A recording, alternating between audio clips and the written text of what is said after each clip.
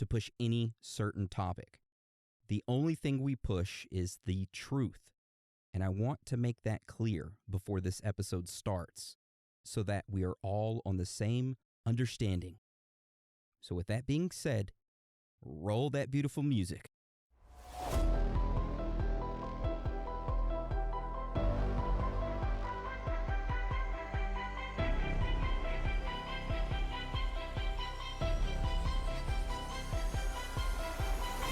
Welcome to Theories of the Third Kind.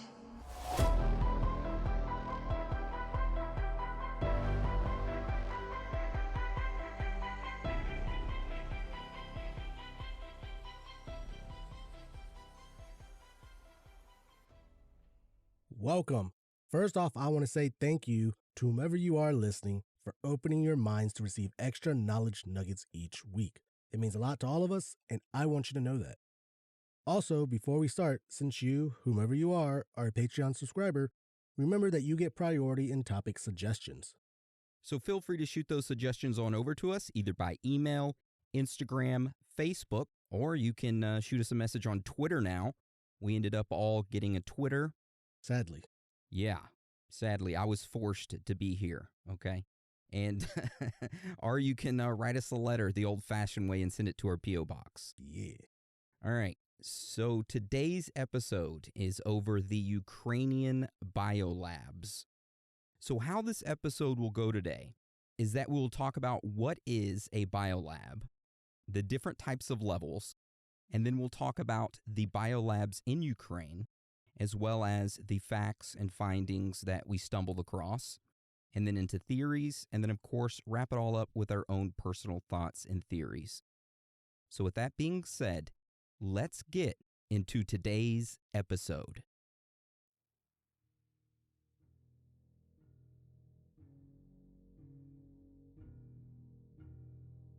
I am sure you have heard it on the news. Russia making claims that the United States has biological labs across Ukraine, where they are secretly developing biological weapons.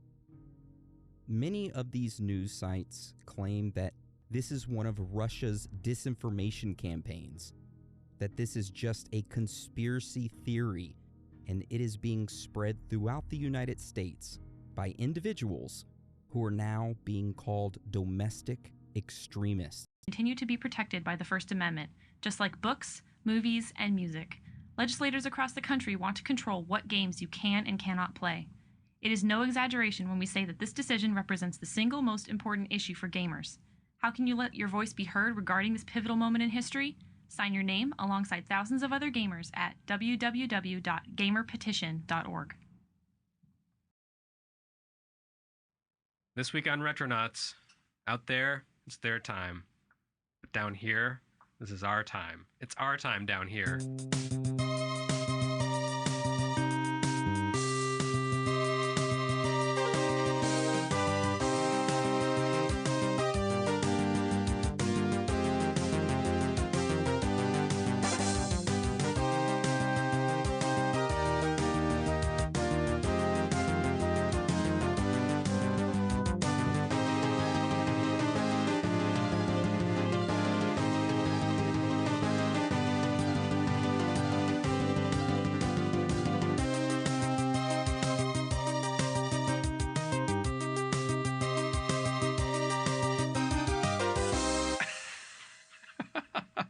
No? It can be. What are we down from? I'm not sure. The ninth floor? Well, we did used to be on the ninth floor. None of you worked here at that point. Right. But back when I first started with One Up, we did work on a different floor.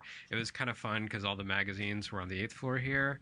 And then One Up was like up with the like ad sales people. And they hated us because we weren't boring and stuffy. And we didn't play golf in the hallways and stuff. Wow, and the magazines filled this floor? Yeah. Wow. Yeah. It's the old times. Wow, it sure is. And we all those coins with Martin Sheen on them. Oh, but this isn't Retronauts about, Ziff Davis. It's Retronauts about, Gradius and the Goonies. Because both of them have had a 25th anniversary within the past week. And both wonderful Konami franchises. Yes, Yep. although Goonies not exclusively Konami. Yeah, And also not really wonderful. There was also a Goonies game by what, Datasoft? The And computer game. Yeah, yeah. I take exception to the premise, to the statement that Goonies was not a wonderful Konami franchise. Did you To like hell with your opinion, sir. So, well, let's I'm not going to start I arguing censure yet. you. But let's climb in the shit here. Which Konami Goonies Oh game? my God! Wait. Oh, Hi everyone, this is Retronauts, a podcast about retro games. I'm your host Jeremy Parrish, and with me here this week, Ray Barnalt. oh God, Frank Spaulding. Mikey, Scott Sharkey. Hold me. Okay. We also call Sharky Sloth sometimes, but it's because of his misshapen eye. It's nothing personal. Now I'm wow, sad. we're really on track today. So those times you dropped me as a baby. Yeah, this is one of those weeks where I didn't really feel like podcasting, so we're just going to be flying by the seat of our So pants. just like every Right. week, but you know. No, sometimes I actually care, but this week, I don't know. There's so much stuff going on. So Talking about old games doesn't seem that important right now. What?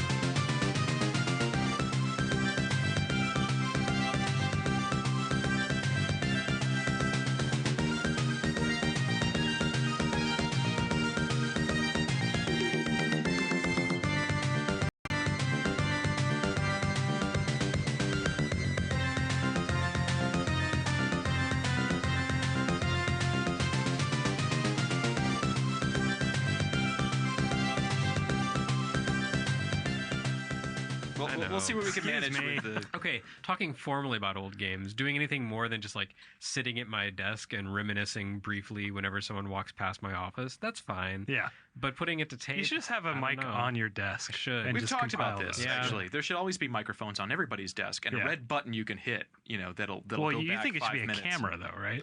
Well, Wait, that too. A red button that would do what? Like That it would just make say clown noises? take to the no, it takes the last 5 minutes that have been cached Oh, and I says, see, "Oh, I we just see. said something important-ish." Yeah. Yeah. Captain's That's law. a good idea.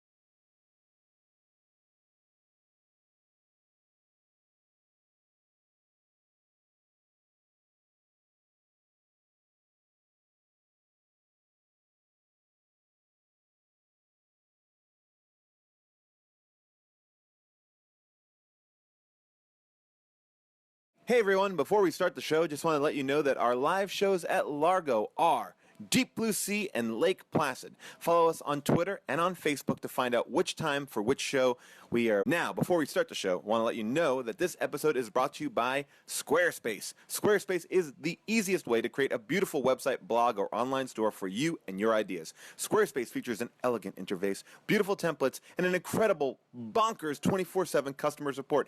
I just created my site on Squarespace, and it's awesome. I stand by it. Try Squarespace at squarespace.com and enter the offer code BONKERS, BONKERS, at checkout to get 10% off. Squarespace. Build it beautiful. What's that? You guys want another pre-roll ad? I'm going to give it to you. Today's episode is sponsored by Bombas. Bombas are awesome. They are socks that are engineered to look and feel better than any sock that you've ever worn on the planet. I mean, these are leisure socks. So these are not business socks, okay?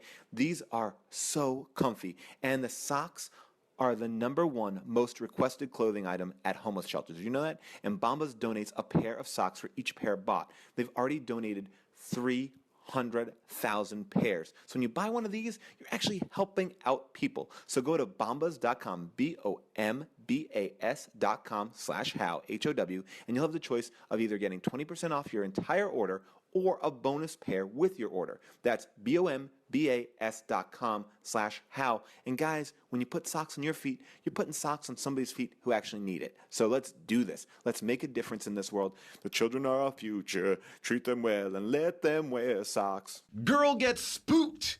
We saw Safe Haven, so you know what that means.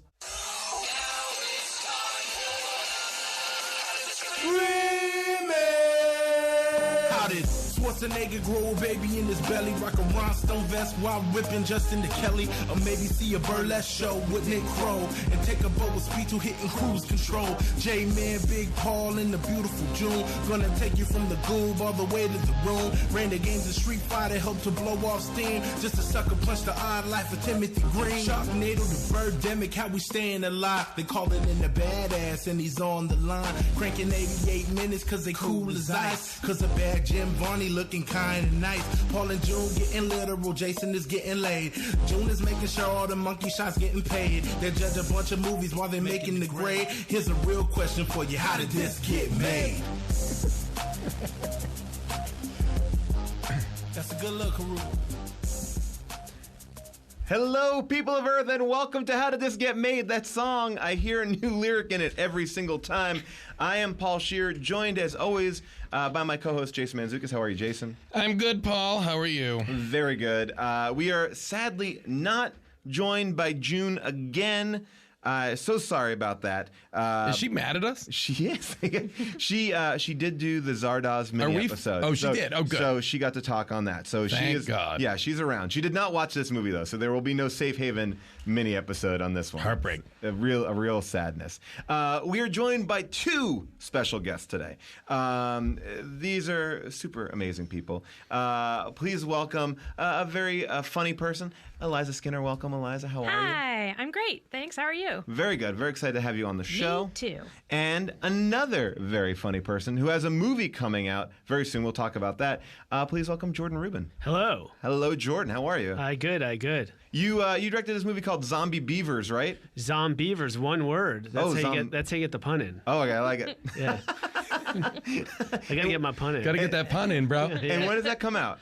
That comes out March 20th. All right, we'll talk about that more at the end, but I already like Zombievers. All right, guys. I'd like Zombievers. Nailed it. Oh. Yep. All right, so I'm on fire, guys. Before this, have I mentioned that I'm sick? Yeah. Podcast recently where you were sick. Yep. Again. Still, I'm sick with a different illness now. No. Can't be stopped. I've been sick 4 times this winter. Literally 4 times. That's a character choice? It is a character choice, yes. It informs every decision I make. And if you want to donate to the show, you always can because it will go to Jason's health fund. Yes, I do not have insurance. So it's all free clinics for me, guys. Are you getting a lot of good advice about how to not get sick? Oh, I'm getting that, and I'm also getting a lot of, hey, you don't have to come tonight. Oh, that's nice. It's smart. Hey, no, you disease don't want bag. Yeah. Hey, guy who's been vomiting. Oh, no, you've been vomiting. I was vomiting earlier in the week. So sad. So sorry. It's not been great. It's not been great. I will say that to the 4 people who are now trapped in a room with me. Yeah, this is too close for Thanks. comfort. I don't like this at all. Cough. I coughed today in a public place, and the guy goes, "Was that a cough or a sneeze?" And I was like, Wow. Was that a Now, cough? do you? Oh, was he wondering whether to say "God bless you" or whether? Yes. Okay. But it came across so. say it. It came across so aggressive that I was like, "I'm sorry." I felt so. I don't know whether to bless you or whether to be afraid.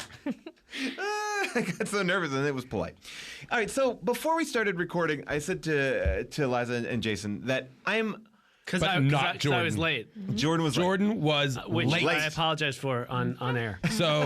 So people of this podcast, you let Jordan know his lateness is not You appreciated. can follow him on Twitter and tell him be on time. But they can't tell that I'm late, right? No, they will know. The See, podcast 'cause started on that's time. the magic of But we've just told them. Right. We've just told them. I feel like you guys are passive aggressively putting this on the listeners. To Hey, be guys. upset I actually about brought it up. If I you brought have it on something you myself. want to say to him, If you wanna get in there. Hey, listeners, and you tell Eliza, oh listener. geez, oh no, I asked for it. We send our listeners out to attack people on social Yep. media. No, Get we on are mobilizing Snapchat. our listeners to settle our beefs for us. Oh, that's some morning zoo shit right Yeah, there. Oh yeah. 100%. Oh yeah.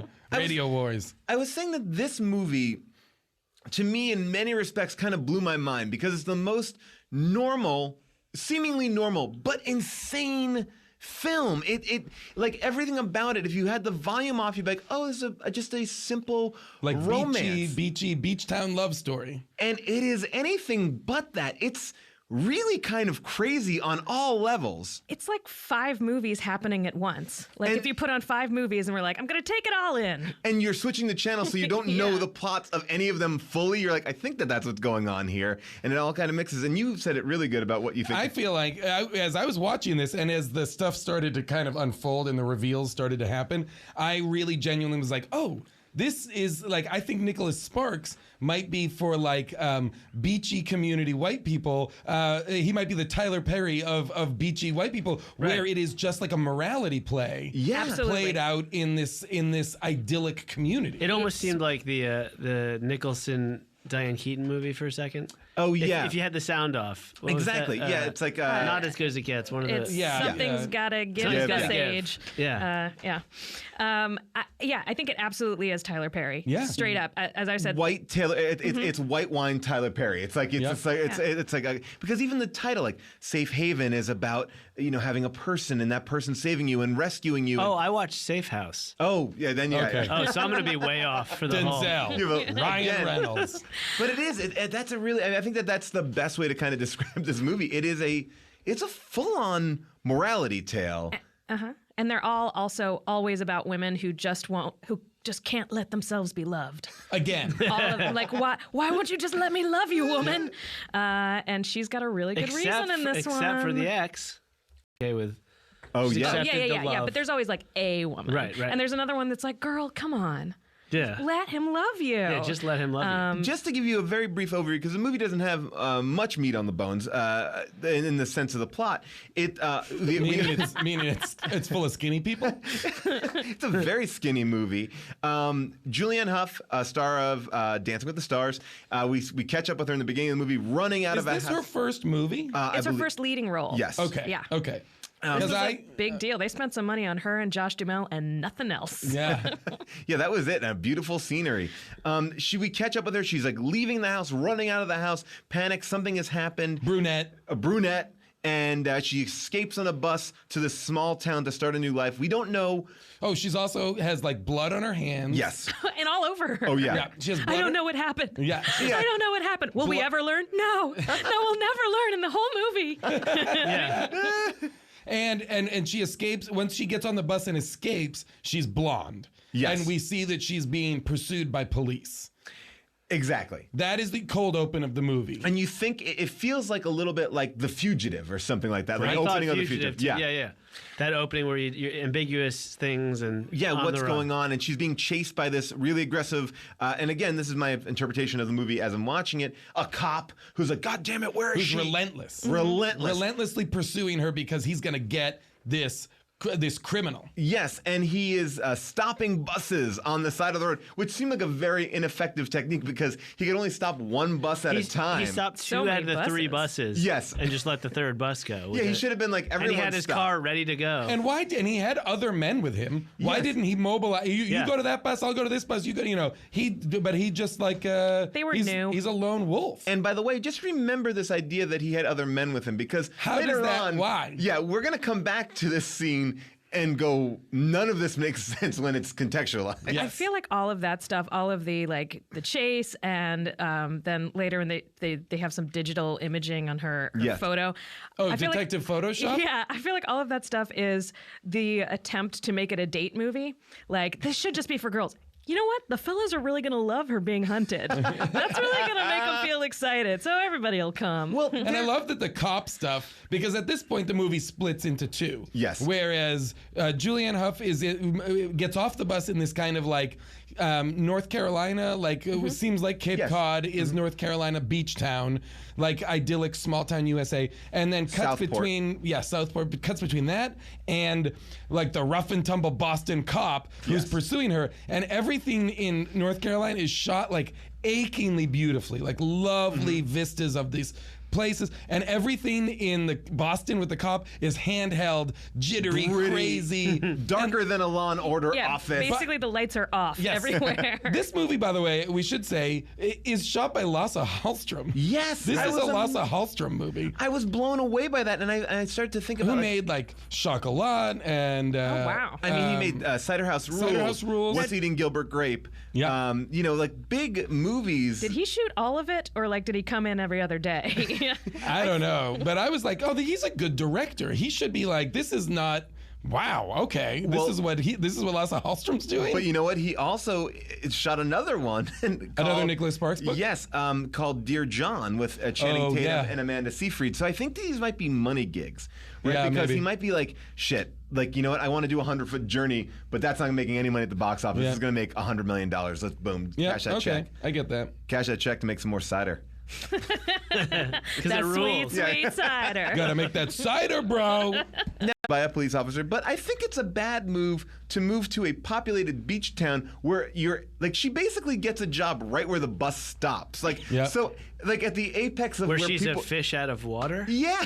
And she constantly has to hide every time a bus comes in. We have a few scenes where a bus pulls in and she's like, and hides behind something. I did say it in the opening too. She's spooked in this movie by everything. Yeah. Coffee machines, floorboards. I didn't understand that. It was as if she had just returned from a tour of duty. The coffee machine, why would an explosion scare? Nothing? Yeah, she doesn't have PTSD. Yeah, she's being hunted by a man. Yeah, just a quiet man. A car backfires. Oh God, oh God. I also love that she shows up with no money, nothing, and she gets to rent a whole house. A house? I mean, it's a little shack, but I'm like, fuck. But by the way, I gotta be on the run. It's a shack. Get some nice digs in the middle of the not even. It doesn't even look. It's like a Unabomber kind of situation. But it's much. She can walk to. Oh, it's super cute. It's super cute. And she paints the floor yellow. Now, did she buy it or did she rent it? No, she's renting. She rented. All right, renting it. Once she saved up enough money by waiting tables for one day. Yeah, exactly. To get the down payment. Yeah. In Southport. That's all it costs? Yeah. You need to pinky swear in Southport, and that's about it. She promised to pay the last month's rent. Just to clarify also, so she got the job. Basically, she's going by one name. Yeah. I think I looked it up on IMDb, and that character only has one name. I don't even think they did the slash for her real name. Yes, that's what. Yeah, which was weird. But she has one name. Yes. So what ID is she showing? What place allows you to fill out your tax? She has no information. She has no social security card number. She has nothing. I feel like every problem there is answered by someone looking at her and going, "Oh, sweetie." Right. Yeah. Well, I don't have a. Oh, sweet. You're scared by espresso machines. Have a job. You're so small and she white. She literally is like, work in this town, and she's working in the farce, the Bubba Gump Shrimp Company of this town, the uncorporatized Bubba Gump. Ivan's Shrimp Shack or whatever, which seems to be really populated for a small town. But it's where people basically come to piss and shit because that bus at one point stops and everyone kind of runs into the bathroom in the general store. And he's also surprised that she stayed. Yes. No, because people just come through that town. It is. Yeah. I mean, I People guess I just noticed poop you. here. Yeah. Well, that's the meet cute. The meet cute of this movie is she gets off the bus, she goes into the general store and gets a cup of coffee from Josh Duhamel. Cup of mud. A cup of That's mud, what he calls it. Yep. He calls it mud. He's got 2 kids. He runs the general store. And by the way, I'm going to say that his 6-year-old seems to run that general store. She really does. That girl's behind the counter all the time. Controversially, I enjoyed the performance of this little girl. 100%. I thought she was. Controversially, yeah. I thought she was terrific as a kid for a kid actor. Yes, she had a lot of different stuff to do, and I thought she was great. But none of it, well, very little of it was actually pivotal. And besides, like her kind of bringing Katie in, I think that.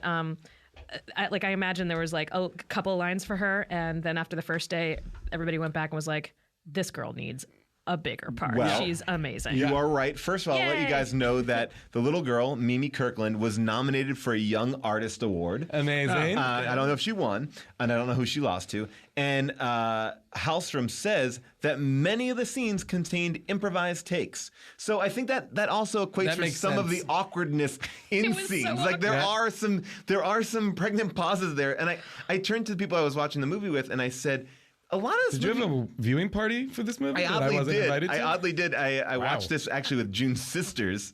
Amazing. Both of them. One who had seen it in the theater by herself. What? And was sat down for it again. Whoa. Wow. And I said that this movie feels like it's made up primarily of scenes that you would cut out. Like if you made a movie, you would be like, okay, here's the 3 big scenes. Story. We don't need these 3 scenes that connect these 2 other scenes. It's like, oh yeah, we'll just do the walk home. Yeah. Well, nothing happened in the walk home. Yeah, well, this is good. Let's do it. Yeah, it's almost like. But shoot, we need in case we need it in the edit. It's an That's art. what it should be called. It's an art film. The film is really the film that isn't there. It's like they shot the inverse of the scenes that you need to see sometimes. Yeah, it's so crazy. I mean, the parts a sculptor carves away. That's what they use. Yeah, exactly. I feel like Josh Duhamel is this generation's Harry Connick Jr. I would hell say, yeah. Right? I mean, I don't even know if that does him justice. I found him very charming. I did in this, too. I think he's been cute for so long movie. that he was also that generation's Harry Connick Jr. Perhaps. when he was a kid. I'm going to say something. But I enjoyed him. I thought he was good. I'm going to say something very June about him. All right. And this.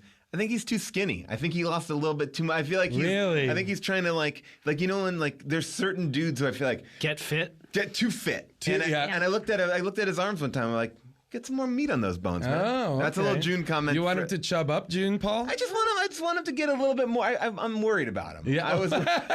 I felt like when he took off his shirt, he definitely was built, but it felt like he was only built because he was emaciated. So were you machinist? Carson Daly worried or not?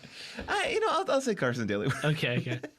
But he was great. I actually think I have no real problem with the acting per se. I think I have more of a problem. I have a controversial statement. I have a macro controversial statement. I enjoyed this movie. Whoa! Oh. Wow. And I don't know if it's because I'm sick and was just lying at home and feeling sorry for myself, but like I legit was into this movie. I was like on board for it. I mean, it sucked me in. Yeah. I felt I was sucked in, but I was also like, what the fuck is this? I thought it was cuckoo bananas, but was 100% on board and for real cried at the end. I cried at the end too. I cried. No, I cried. At the end, I was like, this movie is such garbage. This is such garbage. You didn't cry, right? Oh, so and what? How come nobody ever? Are we going to find out? Can I just skip around, or if we already skipped? Well, you can skip around, but explain what you're skipping. Yeah, we're gonna have to we should there's maybe a walk number into of reveals in this movie that are huge. Okay, well, I was like, this is garbage, and then the final reveal, and I was like crying, and I'm like, I love this garbage. You cried too? Absolutely. So everyone here cried except me. I think I'm a real sucker. You don't have for, emotions. I don't. I'm a real sucker for women getting along. Yeah. Because I feel like every movie, like one of the narratives people just love, like tossing out there is like, ladies hate each other. All women always fight. Yeah. So anything with even like a whiff of like, this woman really respects this other woman. Like Sex and the City 2. Yeah, I mean that's a great film for women. Wow, it really like took us to new places. A real like bedrock. That changed the foundational Senate. movie for women's relationships. Absolutely. Here's the thing, people. I love Squarespace. I love it so much that I decided to put them to the test. I made my own website. That's right. PaulScheer.com is now a Squarespace site because I wanted to see if I was selling you guys bullshit. And guess what? I'm not selling you bullshit. I'm selling you real shit, good shit. Okay, because Squarespace is simple, it's powerful, it's beautiful. Seriously, I didn't have to be an HTML head to actually make a good website. They had 24/7 support, and I didn't get special treatment. And by the way, they didn't give me anything for free. So this is actually a plug from the heart, okay? They have live chat and email, and they got back to me pretty quick. It's only $8 a month. You get a free domain if you buy Squarespace for the year. Plus, the design is super responsive. Your website scales to look great on True. On my iPhone, it looks good.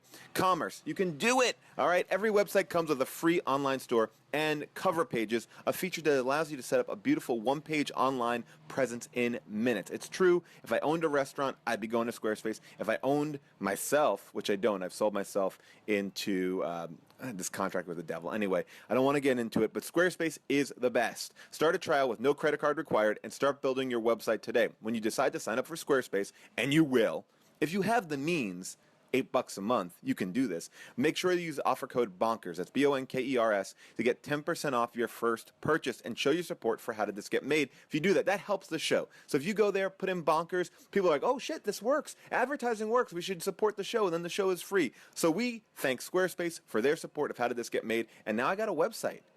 And so, suck it. Suck it, Internet. I'm doing it. Before we get into the two amazingly giant reveals, I want to just talk about one scene that really was close to my heart, which was the heavy paint can scene. Oh, God. Where Why Julianne won't Hough... you just let him love you? Julianne Hough goes to the store to buy some paint to paint her floors, and she gets these two paint cans well, she damaged her floor with a hole, so she decides to paint it. Yeah. Right? Because if you do enough layers over the hole, it will all just get 3 or 4 layers. Did everybody notice what the primer was called? Yeah, 100%. Yeah, I wrote it down. Okay. You're telling the story, so you can go ahead. Well, the primer is called Fresh Start. Oh no! So Josh Duhamel hands her a can. Are you sure you that don't want to says rescind Fresh that? Start. You don't want to take back that you like that movie? Oh, that was terrible. There's a lot of terrible stuff in this movie. In terms of but symbolism, I was rewinding into for it. 1 sec, if we could just rewind to when she first gets to the town and they push in on that buoy. Alone, like finally off on its own. That, like, really? Is that buoy gonna find a life? Yeah. Is it gonna find where's friends that buoy and headed? support? I learned about a metaphor I hope that from other this buoy movie. isn't chasing that buoy. There's another buoy throughout the whole movie. Another buoy is like getting closer and closer. And another buoy tries to stop that buoy and is like, "You're gone too far." And the buoy's like, "Shut up! I'll find her." The baby buoys fall off the buoy, and then the other buoy rescues the buoy. And the buoy's holding 2 little paint cans. So she goes to get these paint cans, and he's like, "You want me to give you a ride?" And she's like, "No, I got them." And she carries these paint cans no more than 7 feet. One try. Yep. And she's like, oh, and drops them down. And then for the next scene is rubbing her sore hands. As if the cans cut into her hands, like she has like has suffered real damage. Guys, it's really hard having girl hands. They're very soft. It's and true. They are easily damaged. So, I mean, as a woman, I could go maybe 2 steps. So. I wish that we had decided ahead of time that you would do this entire podcast in that voice. Okay. I will also I loved it. Based on what we find out later about this character, which we'll get into, the fact that she's hurt by 2 paint cans, but did some other crazy shit makes no sense. Yeah, just did cut some between other crazy what? Crazy ass shit. She did like some crazy, like I mean, and so are we supposed to believe? And I think this is what you're led to believe is. I think this is what we're going into the movie going. She murdered someone and she's on the run. That's what we're led to believe. That is the red herring or whatever. Covered in blood. I don't know what happened. We see her stab somebody in the beginning. Right. We have the opening shot is she stabs somebody. She appears to stab somebody, covered in blood, runs away barefoot, gets on a bus and flees, and then the cop is pursuing her. My question is, the people, we live in Los Angeles. Yeah. We do. So, yeah. So the people like us that are surrounded by movie talk and movie plots, I mean, I think I was watching going, well, she's going to end up being fine. Yeah, she's bad, but something's going to turn. They can't make a character. It's her movie. She wouldn't agree to do it. Do you think the person not in this business is honestly going, she killed someone? Well, because I was thinking it, but I was like, not really. Well, I feel like, there's going to be some. Well, I thought in my mind, it's like, you can, when you find out why she killed someone, you can maybe sympathize. That's what I thought too. I think not for nothing. Like even people seeing this anywhere know they're seeing something that has been marketed to them as a romantic comedy that looks like it's a Nicholas Sparks book. Like I feel like. I don't think anybody thinks she's guilty, but I think that's what I thought too. I thought like, oh, she killed someone justifiably, right. Exactly. But now it's complicated. The movie, she has to walk away. She went on the run because she can't she's too nervous to testify because she but yeah, she would get off if she was at a trial. She should just let it be tried. And the whole time, I thought she killed her abusive husband. Like it was like sleeping with the enemy from the beginning. Very similar to Sleeping with the Enemy. But first, the difference in Sleeping with the Enemy is you know everyone's perspective before going into it. This movie kind of lets you in slowly and doesn't really give you anything until very late in the game. Yeah. And then it gives you everything. Yeah. Should we give the first reveal? Well, first let's also just introduce one other part of it. So she makes friends with Josh Duhamel. Josh Duhamel is a single dad. He has 2 kids. His wife died of cancer. And then also she makes a best friend, this next door neighbor, who is kind of like this weird. She's played by Colby Smulders. Whoa. Smulders. Colby? You murdered. Colby Smulders. I just murdered. Smothered. She's one of the Smulders brothers. Side note, another big Tyler Perry flag, death from cancer. Someone who's not around anymore because of what kind? Cancer. I don't know. Cancer. Just cancer. And it felt like, to me, at a certain point, she had just died. And then later on in the movie, he goes, oh, well, my older son remembers her. My younger daughter remembers the idea of her. It's like, so she's been dead for I thought that it had been like a year or something. I thought somebody said something pretty early on that it seemed like a couple of years. Oh, okay. But I agree. The woman at the restaurant is like the exposition machine in this context, where she's always just, well, you know about his wife, right? Yeah. And then gives like a full like little monologue about him and his wife, and she died, and he's never recovered. It just about split him in half. Yeah. Blah blah blah blah blah. So basically, that's the town. The next door neighbor. It's very Stars Hollow. It's very Gilmore Girls Stars Hollow. That kind and of this town. neighbor, which it ends up being interesting later as we'll talk about it, essentially ends up also becoming like a pimp. Yes. For him. Yeah, you're right.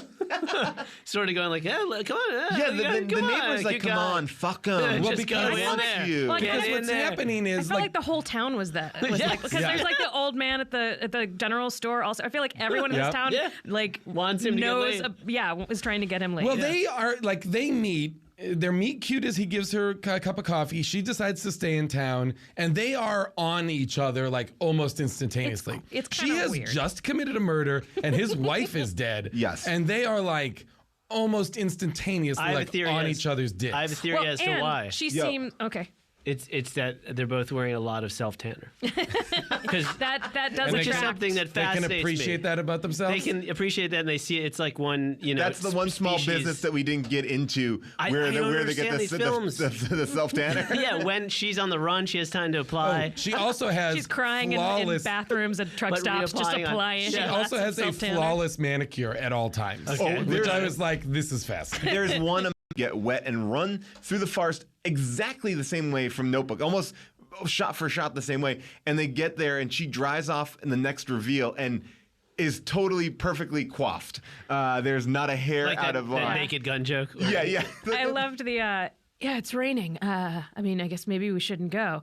And I'm like, no, of course, Nicholas Sparks, go in the rain. Go in the rain. That's where romance blooms, literally. Is the hallmark of all Nicholas Sparks books is a falling in love scene in the rain? But it's definitely like, look how raw. And it's like we are birthed from the earth. Oh, that's really it, too. So now I think the audience here listening, if you've not watched this movie, which I recommend that you do, gets an idea of what we're playing with. So now I think we can kind of start to peel back what doesn't make sense. And the first reveal that happens is, again, we're cutting between her and Josh Duhamel falling in love. She is falling in love with his kids. Yes. Like she gets a job at the restaurant where she's working and getting, better at that. She's letting her guard down. She's friends with Kobe Smulders. She's like really integrating herself into this town. And then the other side is this cop who is so obsessed with finding this woman that he literally is sleeping in the house where the murder occurred. Yes. And nothing has changed. And this woman seemingly has been gone for at least a month or longer. I couldn't understand time in this movie. No I will time. say that. Yeah. But yes, I thought he is so like he no is crime like scene tape. Yeah. The crime scene is still. But and he's drinking like a mother whose child dies as it was left. It's like the There's Anne a Frank blood house. stain. There's a blood stain on the floor. He takes the bottle that is there and he's drinking booze from the thing. He wakes up in the house where the murder occurred. Takes an alcoholic nap. And he also like is yelling at this next door neighbor. Have you seen her? And the next door neighbor, like, we haven't seen anybody.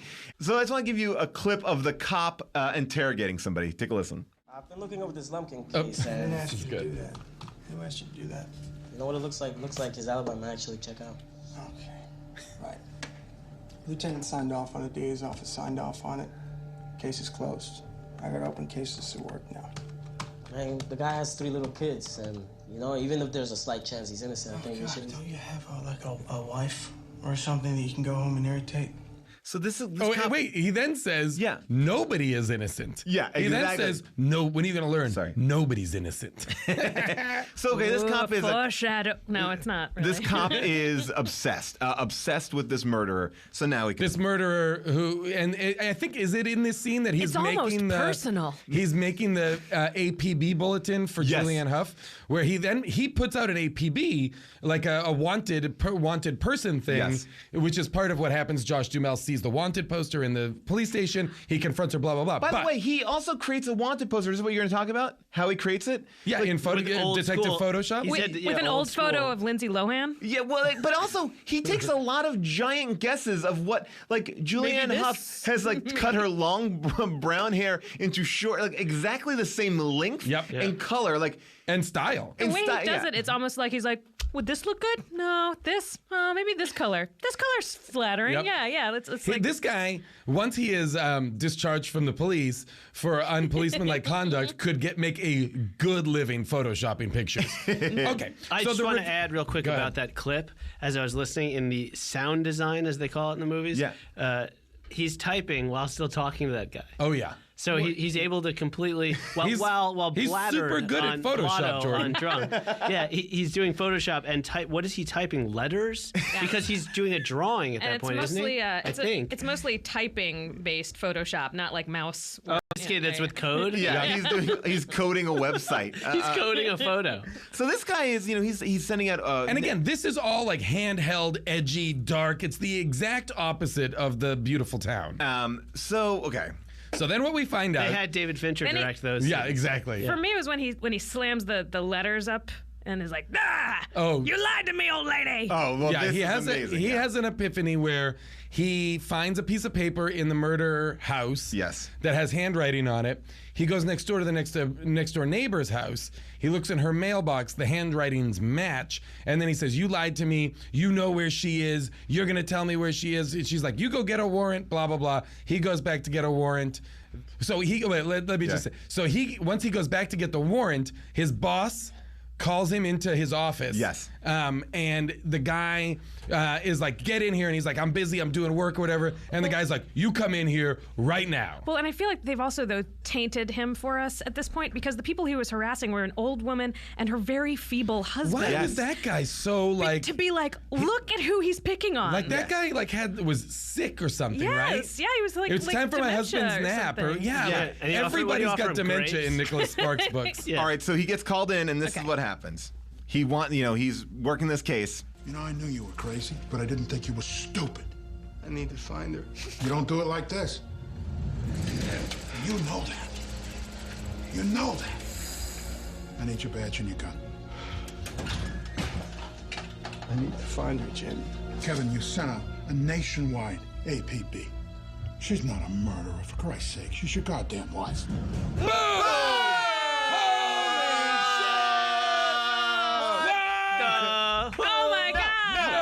no, way. no. Wait, I mean, she's his wife? I do wish I had seen that scene in the theater to see, just to hear the reaction of everybody going, Just to hear everybody collectively poop their pants. Now this opens up a fucking giant can of worms here because he's harassing this next door neighbor, which is his next door neighbor. Yes. He's living in his house. Yes. But the next door neighbor has no She's saying come back with a warrant. Yeah. To her neighbor. Did you guys really And when he first approaches, she's like, "Get out of here! Get out of here!" Did you guys really not know until that point? I didn't. No, I didn't know. Wow. I didn't. I The feel like- second reveal, the other big reveal, I did know. Okay. Yeah. I did figure out, but this one I had no idea. See, I have a Tyler Perry power where Okay. within like the first 5 minutes of a Tyler Perry movie, I can tell you what the exact entire movie is going to be. Which I was like, does everybody not know this? And my friends were like, no, that's crazy. Do it again. And we'd see another movie. And I think it applies just as accurately to Nicholas Sparks. Interesting. More proof that it's the same I stuff. love that. I mean, and now this whole thing, again, let's go back to the beginning and go, all right, so we find out that he's an abusive drunk in a flashback where they're eating pie for dinner in the afternoon. It's a new recipe. It's a new recipe like that the it? neighbor It's a new the neighbor recipe. gave her. Always That's her picking those undoing. cherries That's from her- the. yeah. Cherry pie and wine in the afternoon. And he gets abusively drunk with her because she takes away his wine glass, then decides to beat her. She, in self-defense after being choked, kind of swipes at him. Like doesn't like plunge a knife. No, she stabs him. Yeah, she stabs the No, stabs she him hard? straight up stabs him in the side. Okay. But, you know. But then she goes on the run. But now he is arguably when she got on that bus, it's maybe 40 minutes later. Well, no, because she had to have done her hair and She stuff. dyes her I think hair. She had her She hair went to dyed. the neighbor's house. Yeah, the neighbor hides her out. Okay. 'Cause then That later we old see- lady That hides was the original flashback. beginning Then of we saw movie. the her hair. But I'm so confused then because it's like, so why was you're this- not the only one. Like then why was that police chase so hot and like because he has multiple guys going to a bus Why station. Like, does he why have does he know that many, moment? Yeah. How does he have that many people at his disposal to chase his wife? Who do people know that he was stabbed because he has no injury? He doesn't appear to be injured, although he has been stabbed. She's covered in blood. He would still be hurt. Yeah, I agree. Yeah. So But this he's is- drinking away that pain. Yeah, he stabbed and just alcohol spilled out. A buffer of Yeah, alcohol. it does not make sense. So and then also it's like she's leaving in the middle of a rainstorm, but he's like chasing her, but he didn't know where she was. So that beginning of the movie makes no sense. because Oh, if no, she was- now none of it adds up. Because if she was hiding with the next door neighbor, she could have hid out there for like 3 or 4 days, then snuck out on a bus, rented a car, done anything. They at least needed a scene, like a flashback where she was going like, "Oh, I'm one of these days I'm gonna leave you and go to that train station." Yeah, exactly. Well, Okay, how about this? She stabs him. She runs next door. He's like, I'm so mad. And then he is like, but I'm so drunk. And he passes out. Sure. Got it. And while he's passed out, that's where she's next door. And the neighbor's like, you got to dye your hair and get on a bus. And she's like, okay. Does all that. He wakes up and is like, ugh, sees them pulling out of the driveway. Boom. Back into the movie. I mean, Because you needed the possibly. stabbing. What? You need the stabbing. Well, but he's been Oh, stabbed. you're saying keep the stabbing and then he passes out drunk. But he's passed Right. out, and it kind of, it scabs up. It's Yeah. not that Oh, bad. it's just a scabber? Just a scabber. But it's crazy. It's just a quick scabber. By the way, I did like in this whole thing, they do a flashback at one point of her cutting her hair, Yeah. which is what we already know because she has different hair. Well, this is again Oh, that a was scene her. that you don't need to see. That Like, was the same girl. Oh, Same girl. Oh. please tell me they weren't trying to like that was not a reveal. Okay. No, they weren't. Because it's like, but it's so crazy. It's like, yeah. Okay, well, we don't need to see the scene where she cut her hair. It's not super climactic because she's been having the blonde hair from moment one. I'm also going to say, though, based on this conversation, that I am right, that all this shit was in there for the fellas, because we haven't talked at all about the sweet conversations with the little girl. And that bike. Oh, he gave her a bike. Oh, I love that. But I feel like this is exactly why they put that shit in there. Because Well, they're like, oh, the chase. Everyone's going to love this movie. But the bike stuff is sweet, and that's the romance that kind of worked. There, ultimately, in my mind, there's not too many problems with that, except for the fact that, like, at one point, Josh Duhamel and her, when they almost hold hands at the beach, like he was. And the kids are like, ooh. Well, the kids, I was like, it is irresponsible for him this quickly to be letting this woman become so integrated with his children. Yes. That to me seemed irresponsible on his part. That's the door she came in. It wasn't even like he met her and was like, he no, met my she kid. met the daughter, and that was the first relationship. You're right. Yeah. And he's also being a little creepy to drop off a bike in the middle of the night. Like, it seemed like late at night he dropped it. Yeah. Well, but they needed it so she could get scared. Spooked. Also, wasn't there was a few shots of the son staring at him like as if the son was evil or something. Yeah. It was just the son being suspicious, but the way they shot it, it looked like the son had murdered someone. And the son, like, at least, like, the son should be suspicious for a reason, but there's nothing about Juliana Hough that is suspicious. Like, she doesn't act really weird. The only time that, like, I thought Josh Duhamel comes across kind of like a date rapist is the part where he offers to bring the paint cans in the house. He's like, I bring them in. She's like, no. And he's like, fine, fuck you. Like, he basically takes on the attitude of, fuck you then, I don't give a shit. Oh, really? I don't remember that. Oh, he, like, kind of gets, like, a little bit oddly, like, too defensive. Like, guys, calm down. You just met. Like, you want to come in this woman's house? And I just felt like he got a little, like, he showed a side of himself that was like, oh, she's falling for the same type of guy, this kind of guy. Like, yeah.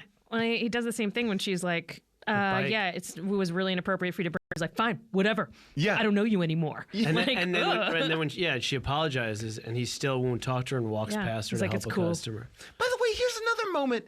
The whole... But she was, like, a little ungrateful for that bike. I mean, come on. Yeah. It's probably his dead wife's bike. You know, it was a nice move. Yeah, when a guy brings you something late at night and leaves it outside your window as though to say, I know where you sleep, you should thank him. Like a cat bringing you a dead mouse, you should say, thank you for this lovely gift. Whoa. Stop the clock. Guys, I got to tell you about something super cool. Yes, today's episode is brought to you by Audible, but it's also brought to you by their brand new show, How to Be Amazing. What is How to Be Amazing? Well, it's Michael Ian Black, who you love from Wet Hot American Summer, and Stella. He is hosting a show that's only available on Audible, okay? And it interviews amazing people about how they got to be amazing. You can get the first 4 episodes for free right now if you go to audible.com/MIB. And this is fucking cool because he's interviewing Bob Odenkirk, Elizabeth Gilbert, the author of Eat, Pray, Love, Lin-Manuel Miranda, the creator and star of The Heights, and Tavi Gevinson. I think I'm mispronouncing her name, but she created Rookie Magazine, and it's so great. He gets to sit down and go in depth with all these people. So you not only get Michael Ian Black, but you get these great interviews, and you get it for totally free. Okay, just go to audible.com/MIB, and you get the first 4 episodes. It's called How to Be Amazing. Just go to audible.com right now. Get it. Audible, getting into that podcast game. Do it. Suck it. Love it.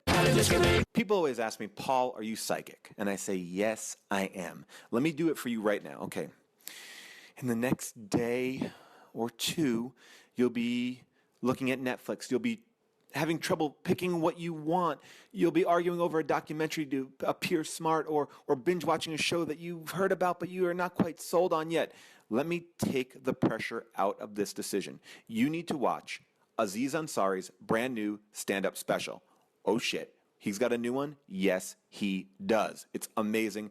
In front of a live, sold-out crowd at Madison Square Garden, which I was actually at. So technically, I'm in this. Aziz kills it. It's called Aziz Ansari, live at Madison Square Garden. You know him from Parks and Recreation. I Love You, Man. And let's not forget his work on Human Giant. Man, that show was so good. So many great people on it. There was one guy on there who always wore hats. Oh, he was so good. Aziz is so great. If you've seen his stand-up, you know this. He's funny, and I'm going to read the copy that they're giving me right now. Hilariously sharp-witted takes on topics ranging from food to the struggles of American immigrants. But it's Aziz. He's fucking funny. What do you want me to tell you? I can't sell it to you more than saying, you know Aziz. Let's get listening. It's free. It's on Netflix. Yes, I know you pay for Netflix every month. This is what they're giving you. They're giving you cool new shit you can't get anywhere. So Aziz, live at Madison Square Garden. If you're streaming now, get it on Netflix. Okay, so that's what I see in your future. Well, here's another thing about the movie that never paid off, in my opinion. Josh Duhamel is set up, I guess, only in one scene, that he loves taking pictures. He takes a million pictures my God, of everything. Wow. And you would think, now there's a point where the cop gets confronted in the cop comes to the general store and they have the cop does manage to figure out where she is. Yes. So he's now just accidentally though. Well, yeah, by breaking into the old woman's house. No, he breaks into the woman's house. Yeah, but once it gets specific and it's in the town, I'm like, what? Well, by the way, like he breaks into his next door neighbor's house and happens to play her voicemails, which the old woman has not erased, and it seems like it's been like. It's the third one. I was like, roll of threes. And a woman who's trying to cover any tracks for her. Exactly. Also, delete that message immediately. Why does Julianne Hough leave a message? Yeah. Why does she leave a message on someone's machine? Yeah, call back. A, and B, why does the old woman, he is in her answering machine in the living room. Yeah. The woman wakes up and goes to the bathroom while the machine is playing and doesn't come in and be like, what the fuck's going on? Sleepwalking. She was sleepwalking. Yeah, it's so I was like, oh, this is just really stupid. But now, two things I just wanted to, before I forget. You had mentioned the paint can. What did it say on it? Fresh start. Okay, so that's like a metaphor or a overpassed a metaphor, just full on in your face. But there was. You just mentioned him taking photos on the beach. Yeah. This is purely like I feel like an inside joke that maybe the graphics department did. It said 5. This is such a nerd comment. It says the camera is 5. It's like 5 megapixels. Which so in 2013, like the most basic camera is 10 or up. At least 8. So they definitely were going like, this dummy, he would have a 5 and he would have no battery, which then he, by the way, is charged later on the beach. So he has a car charger for or that crappy an extra camera. battery. He's or that an extra obsessive battery. about photos. Yeah. Well, by the way, here's my... Doesn't seem like the extra battery kind of guy. I like the 5 megapixels, but I also like the fact that... So he takes all these pictures. Now, in my opinion, when the cop comes to town and confronts Josh Duhamel, doesn't know that Josh Duhamel and his ex-wife are in a relationship, I thought that the best moment would be, one of those pictures is behind the counter in the general store. And he's like, oh, my wife is here. But nope, that's too much of a linear thread. Like they set up things that they don't even pay off. Instead, he gets drunk and wanders through a parade. An entire parade, both on the street, in the crowd, grabbing for hours, grabbing when blondes, he's already too drunk to walk, grabbing blondes with short hair and hard on the arm, grabbing and spinning around women like over and over again, and goes on unfettered. No one bothers him. Everybody allows him to act like a drunk maniac. Kids. And this is after he's had a very threatening conversation with a 6-year-old child. Yes, sure. Because he's drinking vodka out of a water bottle. I thought she handled him so well. Though. Oh yeah, she lied. She was awesome. She lied, the little girl. Yeah. Oh, I loved her in this movie. I was really worried. I was like, oh man, they're gonna do that thing where it's like every female character is a victim, and we have to he's gonna steal the little girl. And I was so glad he did not steal the little girl. To talk about things that don't match up linearly, the girl sees the picture of Julianne Hough and goes, no, I've never seen her. Great, good on you, girl. You did it. You should have won that award. But then when the dad comes, she goes, hey, by the way, that guy had a picture of your girlfriend. He said that she's wanted. Like, the girl never says that. The girl is confronted with a cop going, this person is wanted. But what she asks is, don't cops wear uniforms to her dad? And her dad's like, ma'am, I don't know, honey. So as far as she knows, she straight up lied to a cop. Yeah. Yes. Like, and then withheld information from her father. Yeah, withheld and very important information. Yeah. Also, not to rewind again, but so that mugshot that he created, right? Yeah. Ostensibly, first of all, I don't know if this is the Old West. I don't think it works like that, even in small towns, where they fax a photo and they nail it to the wall. Yeah. Okay, but okay, let's go with that conceit. So this every day. Okay, right. So ostensibly, this is some random town nowhere near Boston where they were at, right? So wouldn't there be just pictures from all over the country of murderers? Why is only her photo make it to that fax machine? It makes no. That's the thing. It's like it's so convenient. Like, all right, fax every police department in the country. Right. So you'd have every murderer that's wanted in Wisconsin and Ohio. That's what his boss said. He's like, you already his put boss an said you put an APB out to the entire country. Right, but what I'm saying within that police office in you're what's right, the town called? It should be plastered with photos from Wisconsin, Ohio. Oh, yeah, I see. Chicago, New York. Like, why is it just that one exact? Maybe they have another room for that, and then they have one bulletin board for wives. Just wives. So that is one reveal. Now let me just talk about two things that were different in the novel. Did you read the novel? I have some information about the novel. You still didn't answer her. Did you read the novel? I wish I'm now going to. In the novel, Katie, who is our main character, consciously shoots Kevin dead in the book. So she believes that he is dead. Her husband. She's like, bam. She thinks she's being At the searched. beginning. Yes. She thinks the police are after her, but not him. Exactly. Which they may have tested and seemed too harsh, but I think if that was the case, it would justify a lot of her behavior. Well, also you could tell the story without all the flashbacks and hoo-ha. And then here's the other little bit of information. Alex, who is our male lead, he used to be a police detective in the book, and that's how he finds out who Katie really is. So he kind of puts it together. Oh, interesting. It's not just presented to him with a police mugshot. So wait a second. In the book, she successfully kills her husband, or she shoots him? Thinks he's dead. Consciously shoots him. Oh, and then he shows up. Still. Yeah. Okay. I see. Okay, got it. So that is just two little things. Her husband. What's the character's name? Her husband. Kevin. Kevin. Oh, not the worst cop. Aside from the drinking and everything, he's able to track. Oh, he does an down. amazing job. Pretty good at his job, which I liked in that recording you played, where his boss said, "I knew you were crazy, but I didn't think you were stupid." you keep a guy on the force that's crazy. Yeah, absolutely. This is the Boston Police Department. Oh, okay. It is full of I haven't seen the crazies. town, so I don't know. Now, when Josh Duhamel is confronted with the information that she has killed someone, he goes, "Who did you kill?" And she goes, "It's complicated or something." It's complicated, the movie. It's complicated, the movie. He goes off, goes to his loft, thinks about it for a while, and then basically comes back to her and is like, "All right, cool, let's continue to date." Tell me what happened. Let's figure it out. He doesn't even really say, "Tell me about it." He's like, "I love you. Let's do this." He gets so mad. He's like, "How dare you get out of here? I hate you." I can't believe I let my kids trust you, Yeah. blah, blah, blah. And then is instantly like, "Nah, girl, it's all right. Don't leave." His impetus for going back is, you know what? Let's put all that murdering behind us. Yeah, I'm sorry. And he apologizes. He's like, "I'm sorry, I was so crazy." Let's figure this out. Let's go to the police. And then she's like, "You don't understand. My problem. He is the police." He is the police." But here's the thing. Again, he goes back not knowing. She doesn't say anything. It was self-defense. My husband was abusive.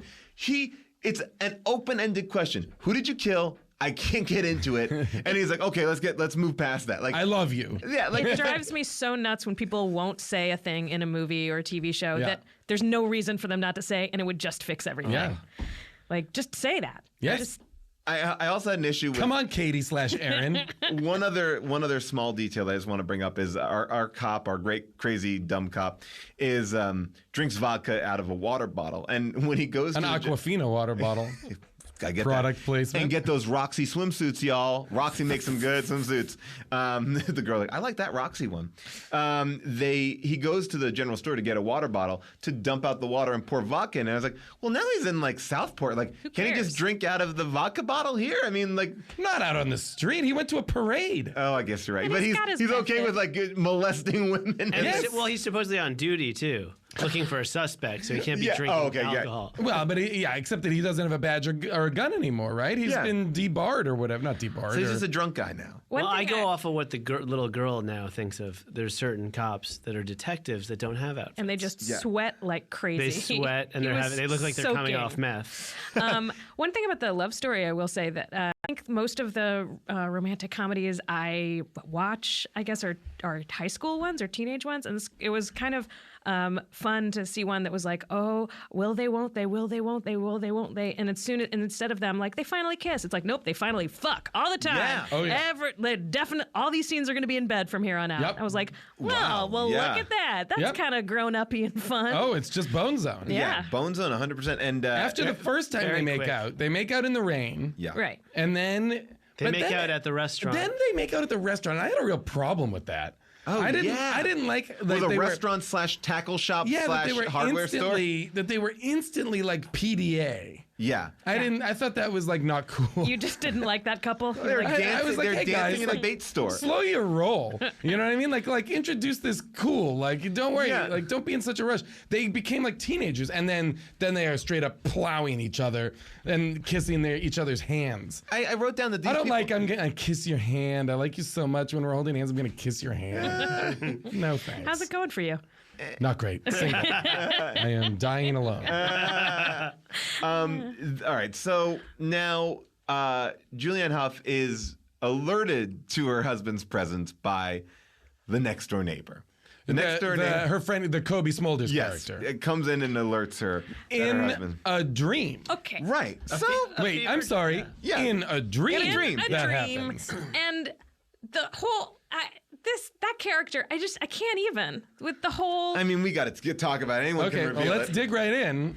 Eliza, do you want to reveal this? Are you about to go Sixth Sense over here? Okay. Yeah. Did you? I just Please, straight up please reveal. do. Yeah. All right. So she has this friend through the whole movie who no one else talks to except for her, and Well, she we know, acts. yeah, and it's not overtly done like that. She is Well, the they other only woman who meet lives up in the woods. Yeah. She's the other. She introduced herself as the other woman who lives alone in the woods. Yeah. Who wanted to get away from everything. Blah blah Yeah. blah. And she also when they go to get a cup of coffee, she's like, "You want anything?" She's like, "No, I'll just wait out here on the porch." Yeah. So anyway, okay. And she is real aggressive about her opinions and advice. And then at the end of the movie, side note, completely unrelated, the mother of Josh Duhamel's children has left letters for her children for each of the different points in their life. like He my finds life. them in a desk, and it's Yeah. like to Josh, On her her 18th son, on his birthday. graduation. Which nothing lets your husband have a harder time letting go of you Then planning out, like, for the first time you finally can masturbate, or for the woman you're sleeping with, you better read this. And one of those letters just says to her. To her. And the last scene in the movie is Josh Duhamel giving that letter to her, Katie, because she's her. And she reads it, and the voiceover voice begins. is Colby. Colby is Smulders. a ghost. She was a ghost the whole time. The dead ghost. wife. She was a dead She's wife. the dead She's wife. a dead wife. That's What? why. That's why. This is That's where what- I burst into tears. Oh, yeah. By the way, tears like shot out of my face. By the way, Like, I that letter couldn't- was pretty amazing. That letter was amazing. And that's a true story. You know about that one, right? No. What? Oh, yeah. There's this I don't know if I heard it on like This American Life or which one of these things, but yeah, there was a story that went around for a while about this man who his wife had like left a letter for his for For her. for whoever he married after she died. Let's take a listen to a little bit of the letter. Here we go. So there's a letter here. It's for you. Yeah? What is it? To her. To her. Yeah. Guys, get ready if you're at home to break out a tissue. Some pauses here as she opens it up, looks at the letter. How's it going? And you guys feel free to tell me when to stop, but I think we have a lot of the letter here. Music swells. It's one of those music cards.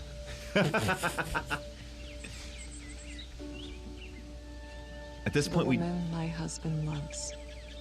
Oh. If you're reading this, then it must be true. He loves you. She loves Beyond her a so shadow much. of a doubt. I'm getting welled up now. Can't He even. wouldn't have given this to you.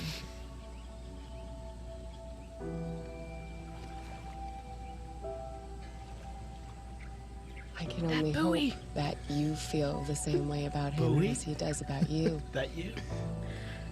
But I wanted to write you a letter because I wanted you to know one very, very important thing. I'm so glad he's found you. Come on. I only wish I could be there somehow to meet you. Been seeing she was. And maybe in some ways. Can't believe she wrote this with a am. guitar. I am. And that's the reveal. They cut to a picture as if the voiceover didn't tell you. So now, by the way, it didn't tell me. Do you guys know her, Colby, well enough that you The right voice- away you were the like, voice- Oh, yeah. yes. The voice, I figured it out a couple of scenes earlier. I knew she was a ghost already, but I hadn't. I figured out that she was the wife. That I was she completely was the dead shocked wife. when it happened and didn't care. I was like, why is she But acting was like there's ants in her pants through the whole movie? Is she a detective? Is she oh, wait, no, she's a ghost. Well, here's the thing, guys. I need to talk about this because, okay, if she is a ghost, does that mean that Julianne Hough can see ghosts and speak to them? Yeah, it means that Julianne Hough is crazy. Yeah, well, that's the thing. Or is she crazy and talking or to she no has one? Sixth Sense. No, it means. I think that it means that she can talk to ghosts and that she knew the whole time. Do you remember when she has a scene? She's like, "You're just stuck here. You can't Yeah. leave." And I was like, "What is she talking about? When did they talk about why she's stuck here?" And like, "Oh, she's stuck there because she's a ghost." Yeah. Well, and she ghosts says can't that. leave. Colby says that. She says, "Why don't you leave? Why don't you blah blah blah?" And she's like, "Some of us don't have that luxury."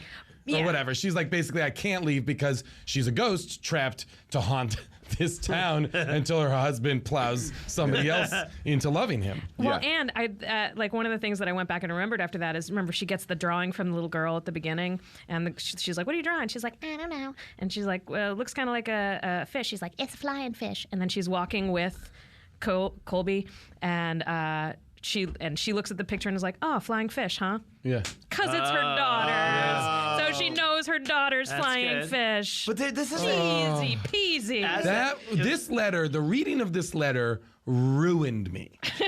I was like crying so hard in my house, just like inconsolable. Well, I'm cut off from my emotions, so I wasn't crying. But You're a comedy writer, right, Jordan? Yeah. There you go. I actually have only cried twice in a movie in the last 15 years. What were they? And it was both the same movie, same scene. What? It was The Sixth Sense when the kid is telling her that he spoke to her mother. Right. Then this in really the car. should have gotten you. You're into I'm ghosts. surprised then. That's the only thing that taps down. Yeah. Ghost love is your Tears. thing. Oh, I cry all the time at stuff. I know. I'm cut off, like I said. But because I'm cut off and use humor as a defense, as that scene was playing, as that joke, as the letter was being read, I was thinking to myself, it would be so funny if she, in the letter, is explaining, actually, I faked my death, and I got this guy to the town, and it's like this whole, it was like a joke I was saying, but then they topped the joke with the most insane thing, that she's a ghost, reveal this crying game, Sixth Sense, what? I was hoping that it would end with like, also, he likes a wet finger in his butt from time to time. Not an everyday thing, but you guys will figure it out. But you go, girl. And again, not to be a stickler on the thing, but it's like the thought of, is it a ghost or is it in Katie's mind? Because when Katie reads the letter, she's looking at her walking through the woods, and then Joe, that's Colby Smothers, just disappears. So that would mean that it was in her mind. Yeah. Right? So, or she could call it now up. I want her to just start screaming at that point, like, it's a ghost! Well, she doesn't do the thing that I would have assumed she would do, which is run straight to Alex and be like, I've been talking to this woman for a month.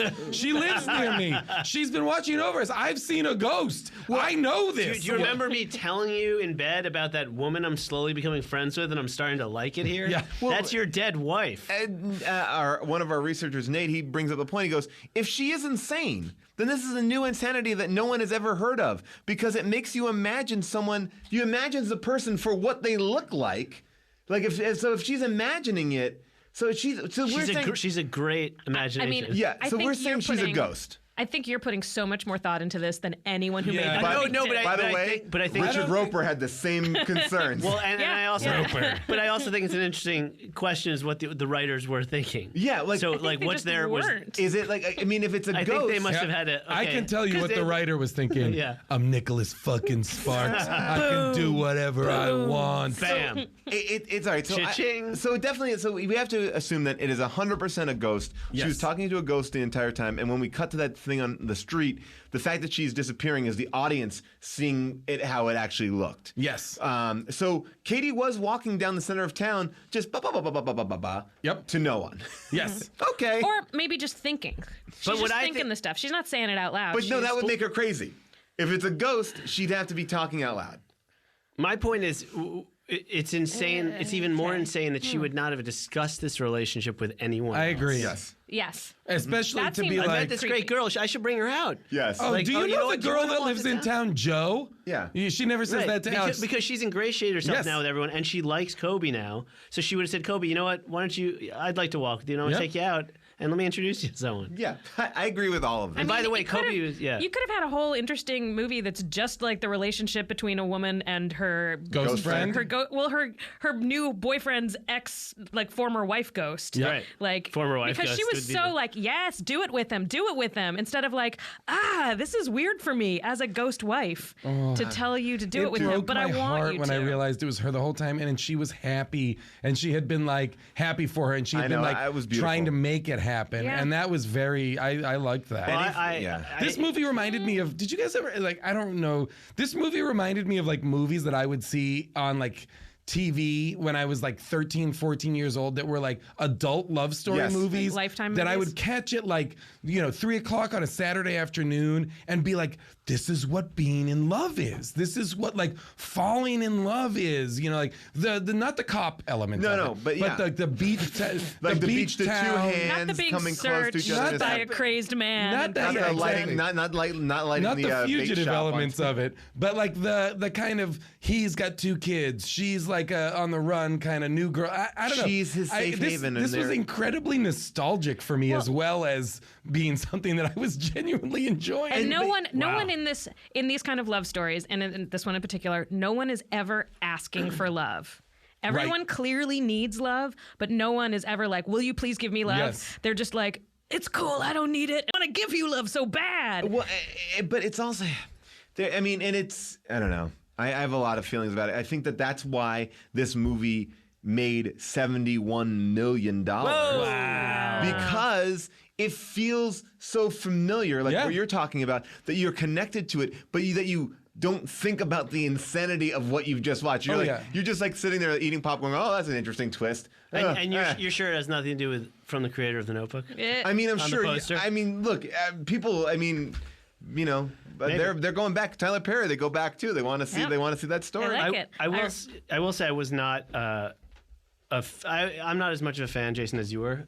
Jordan, you should feel, as someone who clearly has absolutely no emotions. Right, I have no emotions. I totally understand robot, that. But I know Kobe Smulders was from Avengers, so I waited till after the credits and watched the Samuel L. Jackson. He did make an appearance. So obviously we had an opinion about this movie, but there are some people who had a different opinion. It is now time for Second Opinions. Second Opinions!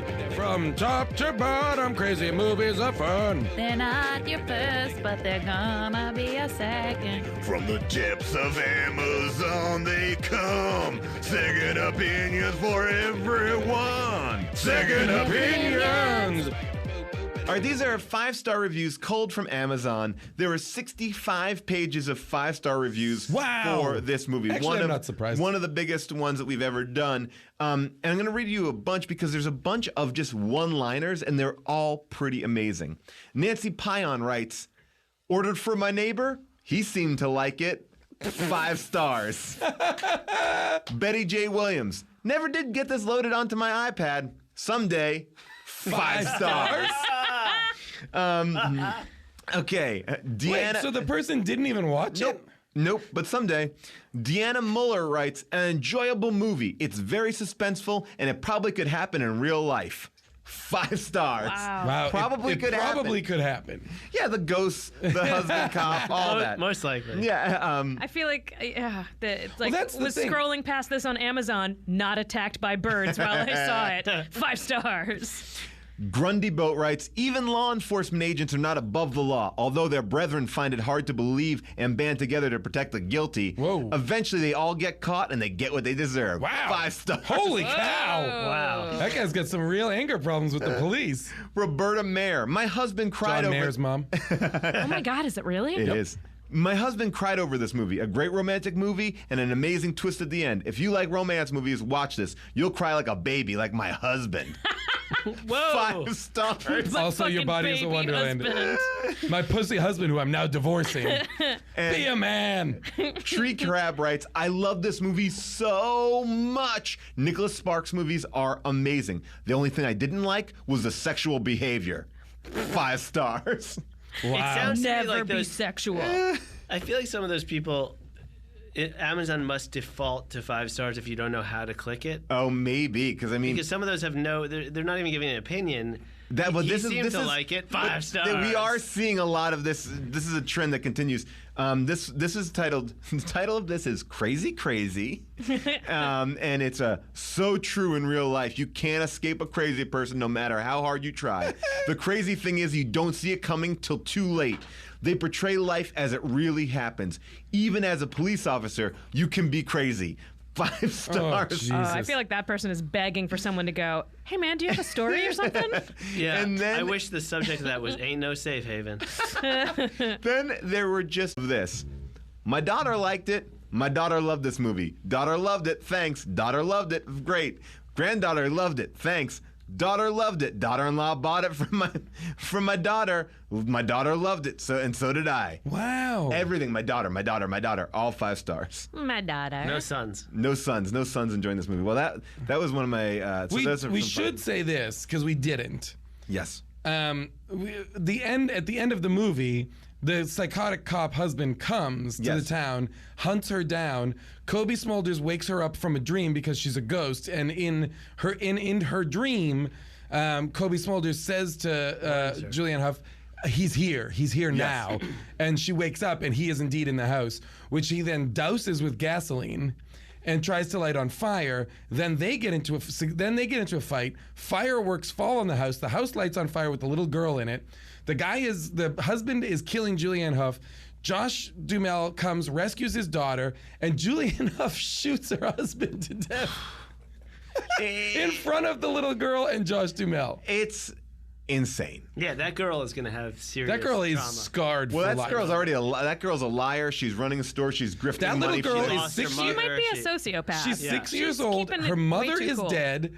She has been in a burning and she house. has chosen to not remember her. She's been inside a burning house she had to escape from, and she's watched her stepmom ostensibly shoot a man to death. And I also, I think I tried to listen and did not, I don't think I heard sirens, but there's no fire department. It's a pretty small town coming to that blaze. They're all at the fireworks. Well, that was my question. I didn't see a fire marshal where they were setting off the fire. So you'd think there would be a fire marshal on hand for the fireworks.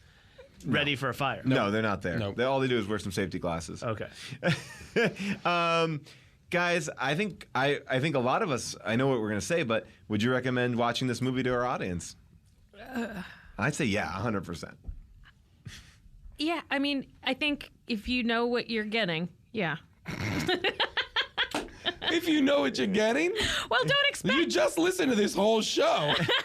Well, exactly. So then, yeah, if you listen to this show, go for it. And it sounds like something you would be into? Yes. Do it. I say 100% yes. I was very into this movie. I'd say if you walked in at the right time and heard certain parts of this podcast and it didn't get a spoiler alert, then yeah, go for it. But if you know everything about it based on what we've said, true. I wouldn't recommend it. That's interesting. I wonder if I didn't know the spoilers. If I did know the spoilers, if I would have enjoyed it as much. Yeah, the spoilers kind of... That's a good point. I will say through the whole movie, everyone is, or all the lead players are very attractive. Yep. And have wonderful hair. I will say this, though. You don't see any tits. No. You see some sweet arms though, some sweet Great dude back. arms, Great back. real nice dude forearms, which don't get enough On a scale of 1 to tits, it was no tits. It was zero tits. Zero tits in the movie. Okay, let's talk about Wait, now I'm mispronouncing it. Zombievers. Zombievers. So you have a new movie. Which I am in no position to criticize any movie with a title like Zombievers. Oh, don't worry. We'll do it on the podcast. Good, thank God. It's coming out. So it's going to be on video on demand, right? Or is it going to It's going to be in theaters and on demand. Okay. It's going to come out there's a premiere on March 18th, which is at the Ace Hotel that I hope you guys will come to and anyone can go to. Anyone can go to? Well, if they fly to downtown LA. All right. And then it comes out theaters and on demand March 20th. And I've seen some of the clips of this that you've shown me. It's pretty great. I mean, it looks really fun. Thanks. And like it's tongue in cheek in the sense that it knows what it is. Yes, it knows what it is. As opposed to like a Sharknado. It's half and half. The Sharknado. If I was, I watched Sharknado. I think I was trying to pay homage to sort of the horror movies of the '80s that I grew up on. So sort of those like Trauma movies or Trauma. Definitely like Child's Play. I love The Thing. Oh, Child's Play is a good example of that. Yeah. Films that the conceit is absurd, like The Thing, but they play John Carpenter's The Thing. Yeah. Yep. But they play it straight. Yep. So I was going for that type of vibe. First movie, low budget. So whether or not I nailed it on all accounts, I think it turned out pretty well. I'm happy. Great. But yeah, it's definitely it Any knows what big it twists? is. Any big twists like in this movie? Is anyone a ghost? Any ghosts? There's no Kobe Smulders is in the film. No, there's no ghosts. There are zombies, there are beavers, and there are zombievers. All right. Now does that happen when a zombie has sex with a beaver? No, gets bit or sometimes implied scratch. Interesting. Ooh, okay. I like that. All right. So are there tits in your movie? There are tits. There are boobs. I will be there. As I refer to them. There's some boobs in the movie. Yeah, let's not be offensive. Because let's keep it classy. God forbid. Let's keep it. Let's jam some classy. of the knockers. As those '80s films that I love have. There's always, there's got to be boobs. All right, so give us the date one more time. The date, VOD and theaters near you, hopefully near you, March 20th. All right, very exciting. So that is good. Now, Liza, what do you have to plug or talk about, if anything, not to put you on the spot? Let's see. I do a lot of stand-up, travel around doing that. And you can follow you on Twitter. You can follow me on Twitter at @Liza Skinner. I'm real funny on there. She's got a lot of good jokes. When's your next gig? I want to come see you. Tonight, actually, right after this. Well, this won't make sense if you tell them a gig now because you don't. Down the road. Well, that doesn't make sense. We'll follow you on Twitter. Follow me on Twitter. We'll find him. Yeah. I'll put them up. Okay. You can see me on a new ABC show called Fresh Off the Boat. On Tuesday nights. I think it's a really funny show. And people are watching it, which is a very exciting It is funny. thing. I saw some of it. And I think it's pretty good. I think it's pretty funny. And Randall Park, Constant was so funny. really, really good people. Jason? I'm good. Great. And there was a question I want to, this is from one of our people here. Are you still in The Dictator, the Sacha Baron Cohen movie? I am not sure. I would have to check whatever version of it is streaming, but I've been told that I am still in the movie The Dictator. Great. That's good to know. Okay, I would like to plug a friend of ours show. Will Forte has a show called Last Man on Earth that I think is hilarious, so everybody should watch that. Perfect. Well, thank you to Engineer Sam, everybody here at Earwolf, our clip puller and our researchers, Avril Halley, and also Nate Kiley. They're amazing. And then we'll get June in here eventually again, too. You can follow us at HDTGM on Twitter. You can get us on our Facebook page. And if there's anything that we missed that we didn't talk about in this episode, you can leave it as a comment on our message board at earwolf.com. How'd this get made? Yeah, guys, get on these message boards. They are. Get They're on these on message boards and fight with each other, you dummies. That only happens in... this may be controversial, this one. All right, we'll see you next time. Bye-bye.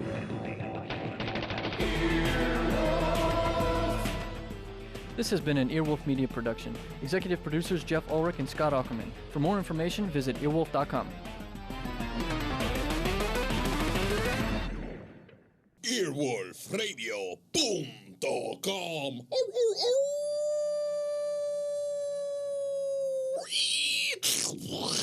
The wolf dead. It's Blade Runner for Dummies. We saw the adventures of what that means.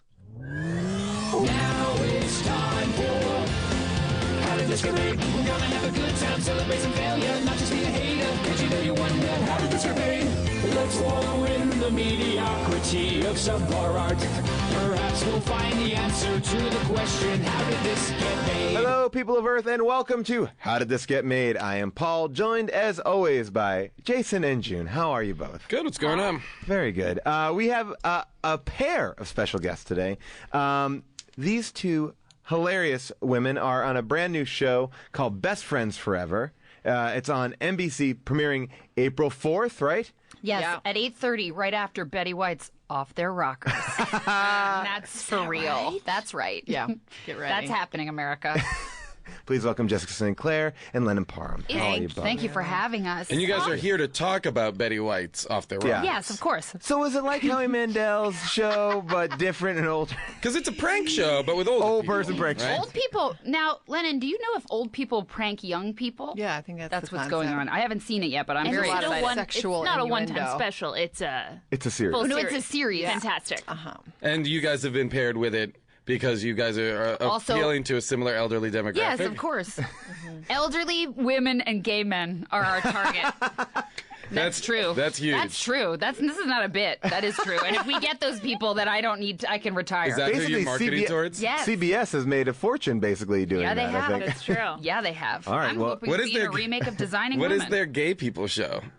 Everything. CBS. Blue Bloods. Blue Bloods. Blue Bloods. Oh my God. Well, that's Tom Selleck's mustache, I guess. Tom Selleck. Did you Tom just say- Selleck's mustache. Did you say no? You said Tom Selleck. The emphasis was in a No. really weird Wait, I spot. said Tom Selleck's mustache. No, you know said- what, you said guys? Tom Screw Selleck. you guys. Starring Tom Selleck. Tom Selleck. Tom Select's. Tom Select's mustache. All right, so Pluto Nash, The Adventures of Pluto Nash. I just want to open up with my first question, which is, how would you classify this movie? Is it a comedy? Is it an action movie? I don't know. I was confounded by almost every element of this movie, from the beginning to the prologue to the 7 years ahead. I didn't understand if Alec Baldwin was in it or not. Yes. Like, I was completely mystified by what was happening. And all of it seemed to be predicated on this action-y, shoot him up, he's going to be killed, just for, like, moon gambling. I would also like to know if casino. anyone could describe just like a one-line. What's the pitch? In one line, what is the movie? Yeah. You're Black Han Solo on the moon. on the moon. Yeah, because of that jacket in the first smuggler. scene. Was he a Yeah, smuggler? he was a smuggler. Yeah, he was a smuggler. Just got out of jail. On the moon, And you also are a very famous club owner. Then you become. Then you give up smuggling to become Wait, a very famous club. I'm owner. sorry. No. Can I ask you this? Yeah. Was he a famous club owner before he got put in jail? Clear. Then there has a timeline problem, because by the time he arrives with Jay Moore and he's in the kilt in the very beginning, everyone's like, "Ooh, the Pluto Nash." Because he's smuggling. He was the famous I smuggler. didn't know at that. point. I thought he had, and I kept thinking to myself during that what was first the movie scene. you watched? I want to know. During the first scene, I thought to myself, well, who ran his club when he was in jail? Sure. And that wasn't clear. So now that's clear to a lot of people. It was maybe an agent. It also wasn't clear, though. Start out. It also really wasn't clear. Did he always have designs to become a club owner, or It was did his it dream. just He sort said of, when the was his dream? gangsters. Yes. When the gangsters are torturing Jay Moore, he says it's always my dream to open a club of my own. Oh, he buys Jay Moore's because the club that he's singing Oh my in. God, Is that correct? He settles the debt. I would pay With upwards the of guy from the- $1,000 to just listen to Jessica St. Clair describe the movie she thinks she watched. Someone had given me the date rape drug, and then I woke up. Well, it doesn't make and my sense. butthole was sore, and I had some vague memories of having screened Pluto Nash. That's the experience of watching that movie. I thought when he said it was always my dream to open a club that he was lying just to get Jay Moore out of a pickle. That's possible. The opening scene is Jay Moore on stage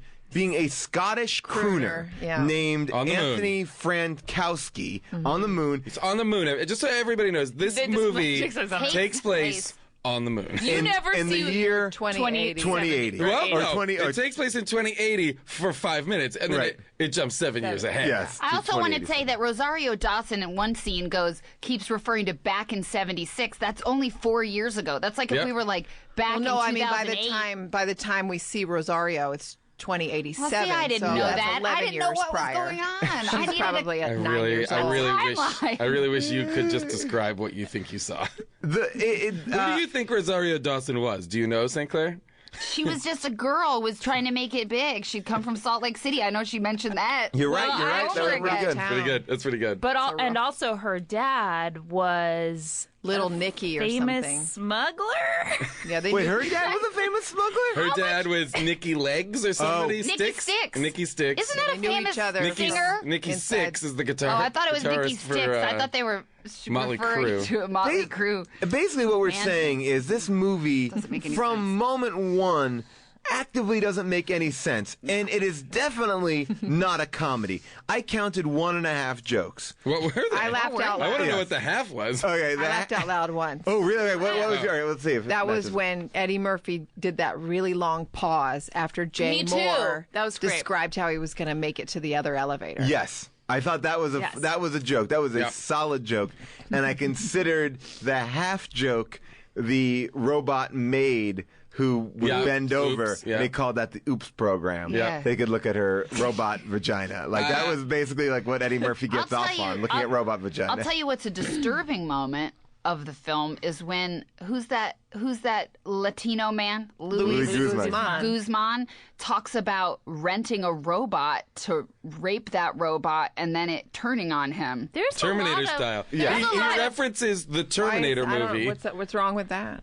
It's terrifying to me. That's not right. just a That's a robot, message though. we're sending that isn't right. It wasn't like he rented a tiny child. Oh He no! rented My understanding was he had a robot that he was the pimp for. No, he rented that he robot tried to out. have sex with that Yes, robot then and the he robot tried to have turned sex on with him. it. Yes, then the robot turned on him, and went Terminator style, which is a reference that at that point is hundreds of years I mean, old. like- but he's like, It's like referencing a talkie now. but at the same time, there's a point in the movie where Eddie Murphy is watching a Jimmy Cagney movie. So I guess all time. Yes, but is nobody fun. remembers Frank Sinatra. No. Oh right, yeah. So yeah. Here, I mean, just the timeline is up for grabs. We're not gonna go step by step for the movie because it's gonna This make all right. We are already. And by the way, if you're confused by what's happening in the So are podcast, we. the movie is a billion times more confusing. Basically, all you need to know is that someone wants Eddie Murphy to sell his club. He says no. They blow it up, and then the whole movie is running into a cameo, explosions, running into a cameo. Explosions, running into a cameo. That's Space gunfights. Eddie Murphy fighting himself. Oh, and then the big Spoiler alert. Spoiler alert. Spoiler alert. I think I knew from the beginning because they started off with a hip hop version of Blue Moon. Yes. And then the soundtrack never failed me for the rest of the time. The soundtrack is one of the worst soundtracks of all time. It's like Saved by the Bell underscoring, like boop, but jazzy. Moon thing in the beginning was like hip hop Blue Moon is really it's bad. What about when they show their? What about when they they actually show say their? rap in Blue Moon. They go like rap. Like they go like the hip hop track over the Blue Moon who calls out that But rap. mad props to Rosario and Jay, who both did their own singing. Well, Jay Moore probably shouldn't have done his own singing if he was like that. I mean, I thought that was an odd choice. It was an odd. Yeah. And was Rosario trying to launch a singing career? Well, you know, she was in Rent. No, I mean in person. Oh, she in was. real You're life. right. Yeah, She was? She is a singer. And I wrote those lyrics down for that last song because I love them. Do you want to please sing them? Yes. I don't remember the tune, but it was "We be getting crunked up, we be getting pumped up, we put that fire out." I don't know why that's a good thing. Yeah. We lift your glasses higher now. Isn't the chorus "Everything is all right"? Yeah, it's The all movie right. ends. The movie ends, and that song lets you know that hey, everything is all right. That is a pretty amazing thing. Did you know that this movie was ranked the 79th worst film in 2000, but it has the distinction of being the biggest financial loss of any movie besides John Carter of all time. Is that true? Yes, John Carter just beat it out. Destroyed. Really? Yeah. Yes. The budget for this movie. Now, by the way, it looks like. It costs $5 to make. Exactly. It's the most ugliest sets. It looks like they just threw a bunch of neon on like Disneyland streets. Yes. If you've never been to Universal City Walk, it looks like a dilapidated version of that. And the weird thing about that is like they made this movie. The movie came out in 2002. Yeah. So they made this movie like in the 2000s. It looks like someone in the 70s made a movie about the future. Well, here's a piece of the info I future dug when up. they were making it was more futuristic than what the People future in still this movie use looks like. payphones in this movie. Yes. That's the one thing that Jetsons don't even use payphones. Here's the situation. This movie was in development for 17 years. Yes. That is started insane. off in 1985. So that is what they thought the future would be in 1985. And nobody updated it? Yeah. They No, didn't do they didn't production have design time. in 1985. Maybe they did, probably we don't did it know. in 2000. They did those dioramas. Maybe the set designer made those dioramas in 1985. They didn't have, Well, they got a they lot didn't of revisit funny ads in there, like America Online is my a big God. thing in 2008. Lunar Edition. Lunar edition of America Online. I would love to talk to the costume designer about that rust-colored ruffled shirt and leather jacket that Rosario Dawson was in. It for added most of the 20 movie. pounds. It was She's a the most fantastic unflattering thing I've ever seen. She was dressed like a pile of garbage. It looks like somebody You're a just gorgeous woman. threw fabric on her tits and was hoped like, for "No, the you're best." good. Get on camera." And all of the men are dressed like Arsenio Hall. Yeah. On the moon. We It are looks to like believe- it looks like a Steve Harvey clothing store blew up and then outfitted the entire cast. It literally is like, oh, well, there's a lunar colony now. Yeah, it's Little America. Yeah. What does everybody wear? Zoot suits? That Yeah. sounds right. Well, I mean, again, Suit Riot. to talk about how bad. I own that CD. What? What are you talking about? That's true. Isn't Big that Bad what? Voodoo Daddy? Big Bad Voodoo Daddy. That you own that? Wait a minute. Yes. Wait, Is did that you the- have a single? Whatever the CD CD single? was that had that song. I feel like if I went into your house, you would have 5 CDs, and they are Name that them. CD, The Shrek 2 soundtrack. Shrek 2 soundtrack. Oh, not Shrek 1? Why Shrek not? 2. Why Shrek 2? Why not Shrek 1? I don't know. I own Did the you Shrek lose 2 Shrek soundtrack. 1? Maybe. I don't know, but I definitely have Shrek 2. I feel like you have all soundtracks. Yes. Like a Steel Magnolia soundtrack, That's maybe? true. Anna Green Gable. That's pretty much it. Is that it? Yeah, And then she has the Gloria. And like Oh, George maybe- Winston's and maybe Winter. Who are the Old- girls? you have old who are the school, women who Gloria used to wear? Estefan. Yes, and who are the women that used to wear the satin gloves? En Vogue? En Vogue? En Vogue. En Vogue. Never gonna get it. Yeah, I own that as Wow. MovingOn.org. And movingon.org, is that a different organization than moveon.org? That's a past tense one. Is that a what back to the website? film. Or is that... Let's get back to the film. I wanted to. We Talk about the film. Can I Well- go back to Jay Moore for 1 second? Yeah, sure. He's very because I was thin. trying to figure out. Now, was he a So he wasn't Scottish, obviously. was a- His last name was. I think he was a Scottish Frankowski. critic. Yeah. No, that's Polish. Polish. They kept He was making reference to him Polish, as yes. Polish. So he Yeah. was just a guy who wanted to find like a gimmick for his stage persona. Yeah. Well, Okay. he had So he was sunk wearing all a his Scottish, money. the Scottish crooner Right. or whatever he called himself. And the club was a really dingy club because no one Was it- wanted to hear this Scottish Scottish. critic. Where Scott. a diarrhea appeared to be coming out of the faucets. That's like your worst nightmare, right? That Jason? bathroom- That bathroom is Also- your worst That bathroom nightmare. was like 10 million times worse That's than like- the train spotting bathroom. That's like watching Saw for me. Is you Yeah. having to use that type of bathroom? Also, interesting fact about Eddie Murphy: when he goes into that disgusting bathroom, he turns on the faucet and like green goo comes out, and he's like, "Ugh, let me get my handy wipe out." Eddie Murphy Insert travels. shot. Yes. Insert shot of handy wipe. Like extreme close up of a handy wipe being opened. A little bit of OCD. Like this is like another part of Pluto Nash's character that we don't really revisit. That he just Never has come handy back to. wipes. Never then come back when he to. comes back from the bathroom, Jay Moore is tied up by these gangsters who he owes money to, and they have a can that says battery acid. Yep. And they're about to pour it in his mouth via a funnel. But I didn't know that you could get battery acid in a can. Like, Oh, what- yeah. Oh, yeah, what could- totally. what would you ever do that? Like, yeah, I had like a can of battery acid. I need to pour that on something. Like, Well, are you going to put it in batteries? Sure. Yeah. Sure. just give me that can of battery. It won't eat through the can, though, right? No, no. All no, right, no, all right, no. good. All right. Doesn't You eat guys- through a battery, does it? Did you guys recognize the guy's assistant who was helping with the battery acid? Who was that? Who is it? I think it was the grown-up kid from Bronx Tale. Really? Oh. The Yeah. cross-eyed guy? No, that's Victor Varnado. No, he an that's the guy we improviser? know. That's Yeah. the guy we know. Yes. Victor Varnado, we know. Yes. I think is it Max Casella? Is that his name? Oh, the kid from Doogie Howser? Yeah, that gonna might have look. been him. I'm gonna No, look. that's wrong. Don't. That's wrong. Oh, you The just kid from outed. You just outed Doogie him. Howser is wrong. By the way, I'm going to read you what this is. Just we were Okay. saying, how would you describe this movie? I'm going to describe it to you. Here's how somebody wrote it as a pitch.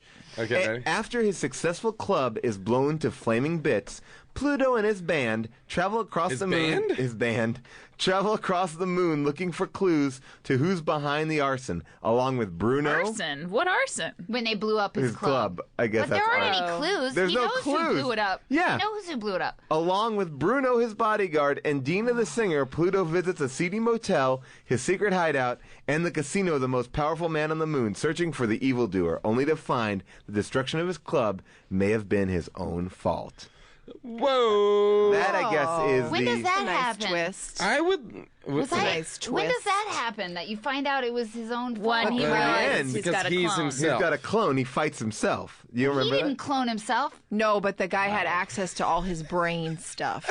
Like, basically, what they did was he got an appendix surgery In prison. In prison, and they took a piece of his appendix. They cloned a new him. Eddie Murphy. Then Eddie Murphy found out that he was being a puppet, and then he got rid of the mafia guys that were making him a puppet. And now he's not a puppet; he's a real mafia guy. I thought there was some really strong character work done by Ileana Douglas. Yeah. In that wig. Yeah, wig. that wig. That And wig the- did a lot for And the her. top and bottoms with Now pause for a second. St. Clair, do you know who we're talking? Yes, the woman who does the cloning. No, not cloning. She does. She does Yes, the no, you're body right. work. Yes, you're right. body Yes. Body augmentation. body Which I think putting them, so there's a scene where they go to get body work done, where like plastics, it's like moon plastic surgery, and then they look in the mirror, Yes. and they could see what they could look It's like like. a funhouse mirror. That goes on for like 45 minutes. But Because I think it's hilarious to I watch think they them. sucked up most of their budget on those shots, honestly. On those I think special that's why effects. there was no money for the set or the costume. but they only do it twice. Like they look at their body as Africans, like Africans from the jungle, Yes, which Eddie Amazons. Murphy keeps like, with Eddie Murphy going like, I look like a doofus. I look like a doofus. Like weird term. And I mean, all right. So he looks That's like a Amazon doofus. Yeah, and that's Amazon. And then they get bodybuilder look. Venice Beach. Well, he keeps on Venice Beach Venice is the Beach. reference. Yes, Mm-hmm. Venice Beach. But he And keeps so with on the taking the piss out of Rosario Dawson About by her- telling about her her she butt. needs a bigger butt. Yeah. Yeah. Which, you know what? Not the worst advice. Well, then you Eddie know? Murphy creates a body for Rosario Dawson where her boobs are giant and her ass is giant, and he's like, "Yeah, I like that." It's like she looks grotesque. Oh yeah, and so does Eddie Murphy. As Wait, his is Venice grotesque good? I forget. Can we spend, I don't know, maybe the next 30 minutes talking about Randy Quaid's performance in this movie? Listen, I think he was the only committed member of this cast. I think you're felt right. like he had pathos. I thought he had he was obviously he had done some movement work. I don't know if he worked with a movement coach. Randy Quaid, just so you know, plays the robot bodyguard who is an older model, and he talks very weird like this, like the whole movie. And, But yes. and they modulated his voice a bit too. I think that may have been Randy Quaid. What? Regardless, I think he was overlooked during awards season. in Really? 2002. I don't know what else was up. Do you think that this is the performance that Of a got, lifetime? Yes. that they got the people against him? All the people. Who does he say who was against him? Randy Quaid. The Hollywood the Hollywood Mafia. The Hollywood Mafia. Was yes. his performance too good in this, and that's why the Hollywood Mafia is coming I feel out? like this movie might have driven him into absolute insanity. Yes. Like he might have never recovered, because this is the kind of role that you disappear into.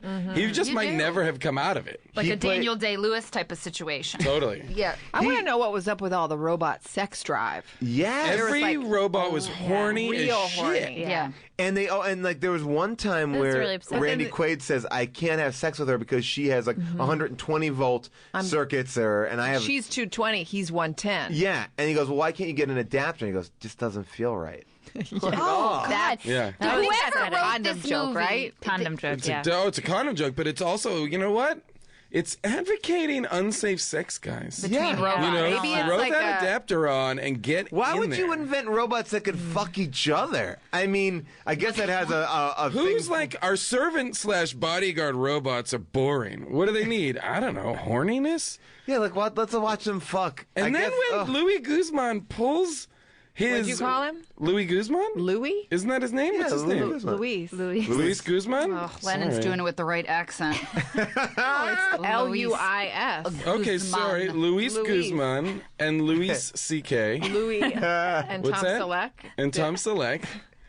Luis Guzman has to jumpstart Randy Quaid at some point, Yes. and has to pull like a metal rod out of his zipper to attach a jumper cable to. At which point I was like, what the fuck is going on? This is And the sexy. whole time, Luis Guzman is afraid that Randy Quaid's going to wake up and fuck him to death. Yeah. Right. And that because Go that's what they Terminator on say. him. That's what they. Yeah. He talks about that fear before. So I was thinking we'd see some of that. That's By the a way, can we real, even- and you were excited for it, I bet. Yeah, of course. They were like dead, That's for your right? information. Yes. They died. They They ran out of oxygen. air, and then they should have died because that was like I believe 2 they minutes. did die. I mean, But then they were woken back up with just the Yeah, breath with of the magic, oxygen. with magic stuff. Well, Maybe magic. didn't let's see. even just talk about this scene. Their car blows up. Their amazing God. car, which is being piloted by John Cleese, which we'll Why get do to. all futuristic space cars look like old-timey cars The from same like 1930s? reason that all the women had 40s hairstyles. Yes. Which is what? Yeah. Because they the had there moon, was like the moon is retro going on a ang- different. It's a retro angle.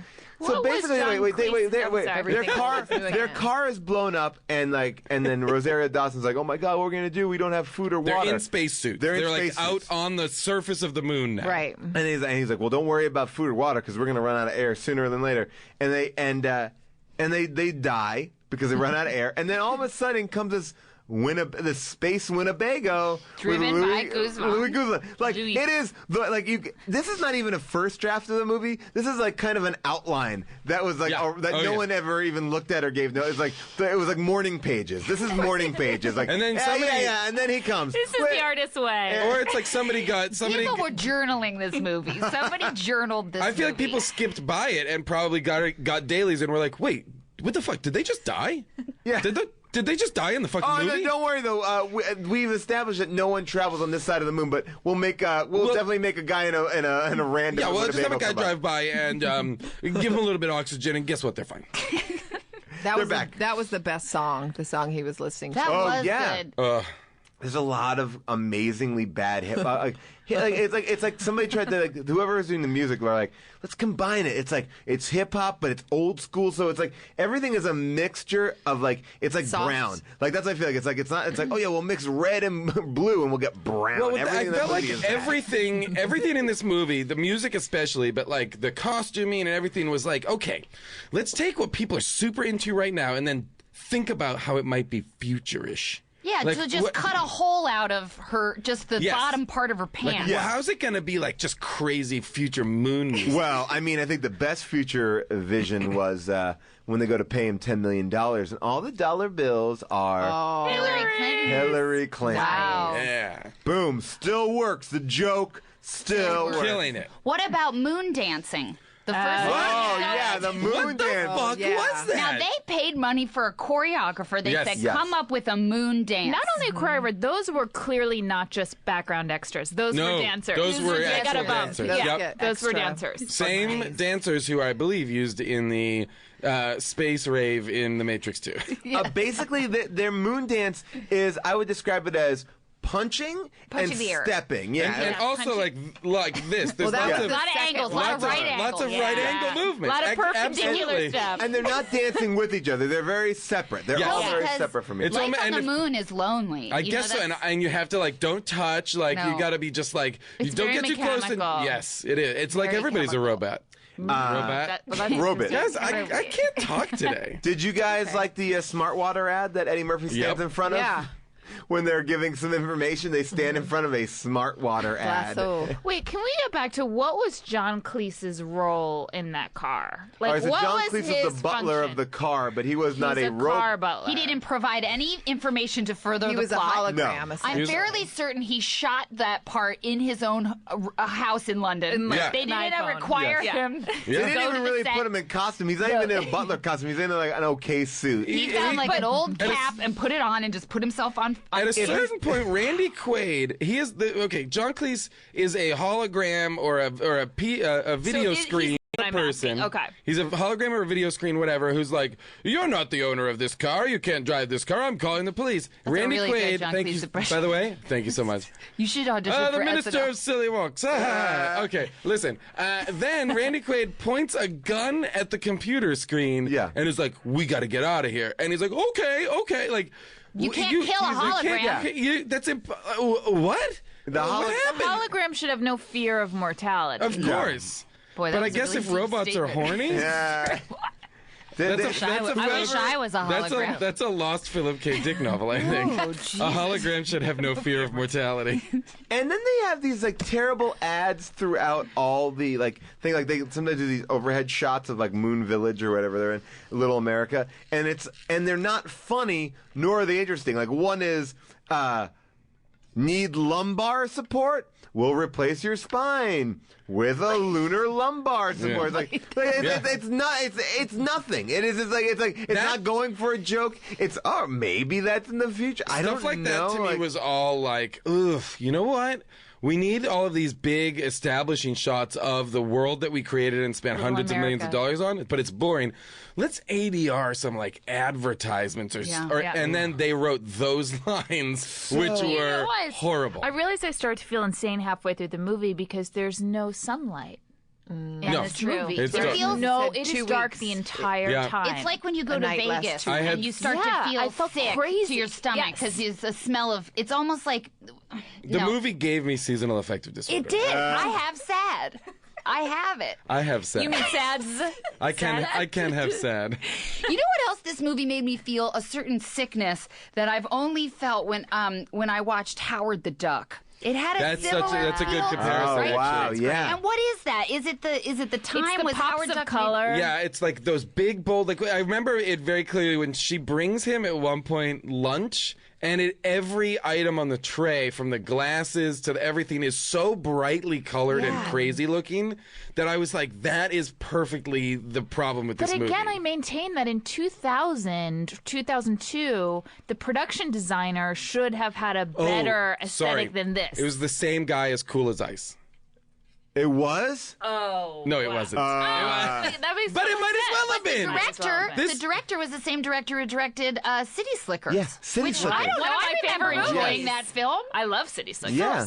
And that, so I didn't know that. how Mighty does Joe this Young happen? as well. But and Tremors Was 4. that about a gorilla? His career. And Tremors 1. Yeah, Tremors 1. He kind of went down. Which is a Young cult Reba favorite. Don't people McEntire. like Wow. Tremors? Worms that come out of the... Aren't people still into Tremors, guys?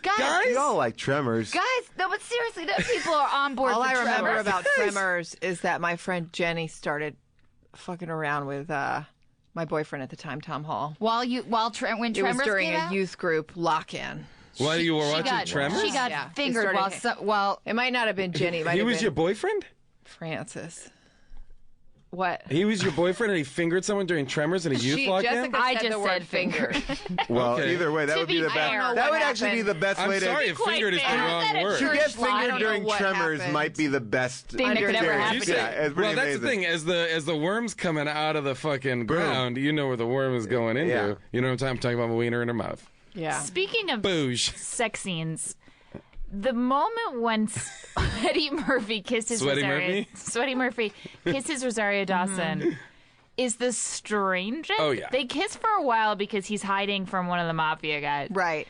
And we never see his angle on the kiss, by the way. Only It's hers. by the way, I bet it's his body double did that. You kiss. can, you can, you can see. never cut to him By the way, kissing didn't he her. do? He did another movie with Rosario Dawson. Go ahead, yeah. But anyway, then she finally pulls away from the kiss, and she gives like a 15-second reaction take, which is just that her socks have been blown off. Now, this kiss, there's no mouth movement. It's like just like two mouths have been like puzzle pieces. Yes, it is stuck really together. upsetting. Okay, There's wait. nothing happening in Whoa, this whoa, kiss. whoa, whoa, whoa! Wait a minute, wait a Yeah. minute. Isn't that how you kiss? Oh, God. Wait, wait. Whoa.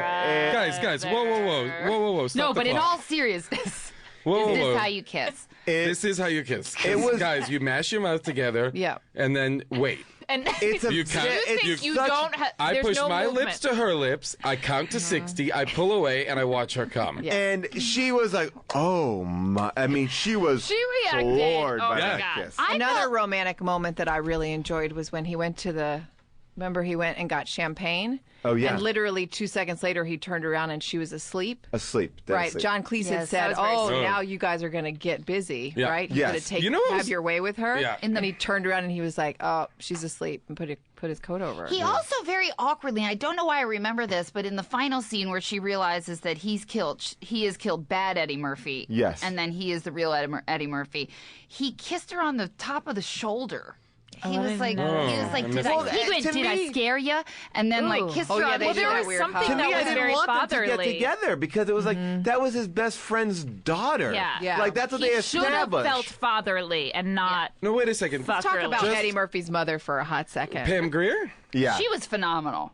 Pam Grier. I mean, this movie She is. brought her own wardrobe. Is that her And own she did her ombre- hair- an She did her ombre own hair and sweater. makeup, and she brought her own wardrobe. I hope we're all clear. Absolutely, on she yes, did that. I'm that. clear about that. And her own Yeah. weapons. And then she just would disappear from scenes that she had just been running past. Oh, yes. in. Yes. Remember that? Probably because they couldn't locate her on set. They're like, we can't get. Last time we saw her, she was at craft service. Let's just keep shooting. Let's pretend like she just wasn't here, I guess. Yeah. Just keep on going. And that old cop that she was in love with that she would never marry. Peter Boyle? Peter Boyle? They never followed through on that. No. I He was wanted to killed. see them get together though before Oh, he was killed and then killed. she was so I feel like upset. they shot that scene and we just never saw They it. never though. followed. I would love to through- have seen a sex scene between Pam Grier and Peter Boyle? Peter Boyle. Oh. That would have made that movie worth it. Like, can I ask you guys a question for real? If you lived in a future world in which you had like a robot bodyguard or a robot maid or whatever, would you have sex in front of the robot? Well, No. I thought This we is were an actually earnest question because, because they were they- always people were always almost getting it on while the robot was there. Well, and I Yeah. think that was Here's what was weird about that. I thought we were setting up that when the robot was being charged, That they he was could not hear conscious. things, but they didn't understand what they were hearing, right? No, because that he was- says, that I was heard only that when they were toaster getting comment. that was Yeah. only when they were getting a phone call. Yeah. When they When were he was transcribing reading, a phone I see. call. Because I thought what we And that's were only for the building 68 toward models. was a sex scene between Rosario Dawson and Murphs, which the robot would have witnessed. And they would have thought, obviously he didn't hear anything, but then he would have. But the reason that Murphy didn't get rid He of really thought about this. Never happened. his robot was because he kept 20 years of secrets. Remember? He didn't want to get Right. rid of. He He said, did, 'cause "Okay, he knew you all all of his you good know, my hiding smuggle secrets." Smuggle secrets. So That's he- also the name of a Smuggle softcore secrets. You guys, porn. here's a very. You know what I'm going to do to you later? I'm gonna smuggle secret gonna- the shit out of you. I'm going to give you all my smuggle secrets. You guys, here's a serious question. Another one? Yeah. All right. Did the bad guys in the movie want to just build casinos on the moon Yes. and get gambling there, or also want a clone on the moon?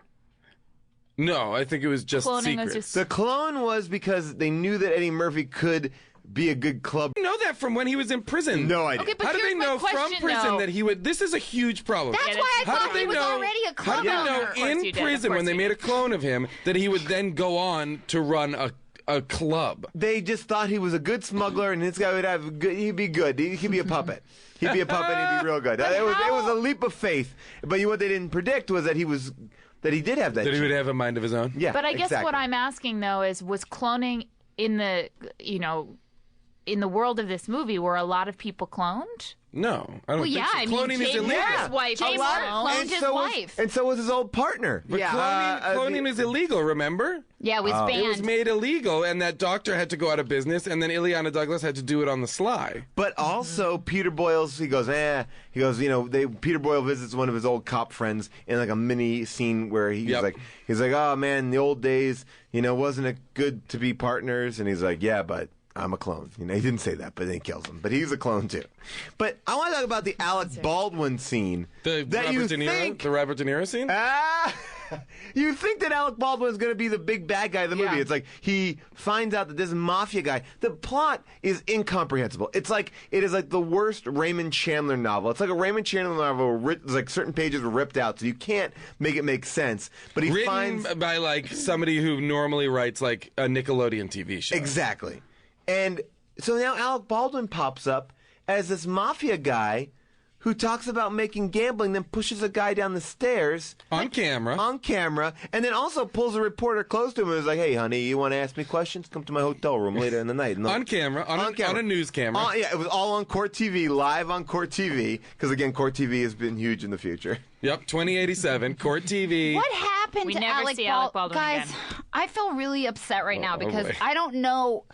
I might have fallen asleep during the reveal of Eddie Murphy's clone. And here is my question. I thought that perhaps Alec Baldwin's brain had been put into Eddie Murphy's Yeah, body. well, that's what happened. Is that what happened? Sure. No. We No. blew it. You just blew it. What happened to Alec Baldwin? I thought he was in charge. He's Rex. Uh-huh. What happened to him? He's not No, Rex. he's not Rex. Eddie Murphy is Rex Carter. I don't understand what's happening Eddie right Murphy now. was fighting himself the entire movie. I feel scared right now. Yeah, I know. I feel All right. scared and upset right now. What happened? Who was he then? All right, so what? He was the describe Earth end. version of Rex Carter. Let her describe what happened to the Yeah, end. what do you think happened? I don't know. Break That's it down my for point. us. I Break mean, it You down. saw two Eddie Murphys, and what did you think at that point? I thought that when Murph Rex- on Murph, the I Murph thought on Murph that fight Rex- broke out. That Okay. Rex You thought it Carter was a had thinner, somehow nuttier professor. gotten into the brain of the Eddie Murphy, so that the whole time he was looking to kill himself. His own, as himself or as Rex Carter? No, that Rex. I don't know. So I you don't were under- basically what I'm understanding is at some point in I that thought last Rex Carter scene, became you Eddie thought bad Eddie Murphy was going to like unzip himself Yes, and yes. be Alec Baldwin. Yes. Here's what- Or this I is- thought he was living inside of him. This is the way. This is the way Like I Face Off. understand it. This is the way I understand this movie. living with inside of him. This is the first time that genuine "how did this get made" confusion has almost reduced a guest to tears. If you guys could see me right now, I've taken off all my clothes and I'm huddling, I'm It is. shivering in the corner. And it is not cool. This is how I understand it. Basically, Alec Baldwin was a mafia guy, and he was How like, did you know? From the footage. On of Earth, it. the footage. And he's On like, Earth. oh, hey, these guys is crazy. I'm the rubber to do, blah, blah, blah, you know. I mean, it is like it's like it's like a great Alec Baldwin on SNL sketch. Yeah. And he's like, and so he decided, okay, I gotta get control to do it. I'm gonna clone a guy who's a really great smuggler, get him up there, and he's gonna work for me. And then he did that, cloned Eddie Murphy. Eddie Murphy's like, hey, guess what, Alec Baldwin, you get out of here. I don't like you, and he shot him into space. And then Eddie Murphy grew his power, and then decided to hurt the other Eddie Murphy, hurt himself. Because he wanted to buy his own None of what you're club. saying makes any sense. Okay, so I agree. I'm not stupid. No, you're I'm not not a stupid. stupid person. I think here's the other point I'd like to 'Cause there make is another- that yeah. Eddie Murphy, the good Eddie Murphy, really only had one club, Pluto Nash, right? Yeah. It wasn't like he had an empire. No, but he had the only good club. The most profitable club in Little How much America. money how many Hillaries do you think that It was club worth 10 million, raking Hillary. in? It was worth 10 million bucks. That's what they were going to offer 10 million him. is not that much. Not much. But for the in picture. Here's the thing. 2087, how 10 much? million is not much now. But Never that's mind what they in were offering him 2087. to buy it I off know. of him. So how much, like, nightly do you think he was clearing? Interesting. Do you know well, what I are there mean? taxes on the moon? Do we know? There are no taxes. For him to walk Gambling away, is for legal. him to walk away from that, they $10 million. Yeah. And he didn't seem insulted by the 10 million. He was more insulted by the fact they were offering to buy him out. Okay, I feel like I now have what I thought was the understanding of the end of the movie that I now think might also be wrong. Okay. What do you got? What do you got? Tell us what you think When it's happened at the revealed end. that Eddie Murphy is the bad Is Eddie, guy, right. Yeah. I was like, oh. But he has still the name, right? Right, he is. No, he's Rex, Rex Carter. Yeah, Rex Carter. He has okay? Rex Carter. Okay. So this is what I couldn't understand because I was like, oh, what he's going to do is kill Pluto Nash and then become Pluto Nash because he is him. Then he can have ownership of the club and he doesn't have to buy it. He doesn't have to do anything because he actually looks exactly like You the guy thought he he wants was to just be. going to sort of assume the role of Pluto Nash. And then he was like, but I'm going to call it Planet Rex and or Club Rex instead of Club Pluto or whatever. That's so and then I was like, upset about okay, all well the that wood. doesn't make sense now because if you called it Club Pluto, now you're just taking over and then building on whatever it is you want to do. You can make it the club a casino because you are being him. But that here- was not his plan. That actually is a better plan. Thank you, Paul. I think that is a better plan. But here's the thing: Let's do a remake. No one's seen Eddie Murphy as Rex Carter. Yes. Rex Carter Except is for on one person, James Rebhorn, right? Right, James Rebhorn. Which why was he in this movie? Why was anybody in this? So we're to understand that Rex Carter was just living in the penthouse of this hotel. Never going outside. Never going outside. Never seeing Lunar Beach. anyone Lunar Beach, in guys. Lunar Beach except for James Rebhorn. Exactly. So how did Rex Carter come into existence? He because was a clone of Alec Baldwin cloned him. Cloned him when Eddie Murphy got in his appendix surgery back in jail. Okay. Back So in- here's a yeah. question And then, about and then what happened to WDW? Well, what happened was once Eddie Murphy clone found out that they were using him as a puppet. He's like, I don't like to be used as a puppet, so I blasted them into space. So When did that happen? Did wait, I I see missed that. scene? Oh, he said that. He goes, I blasted So them that's into a space. scene we should have seen. Yeah, I didn't. Yeah. Show That's don't something- tell. You don't St. show Clair, don't tell. show don't tell.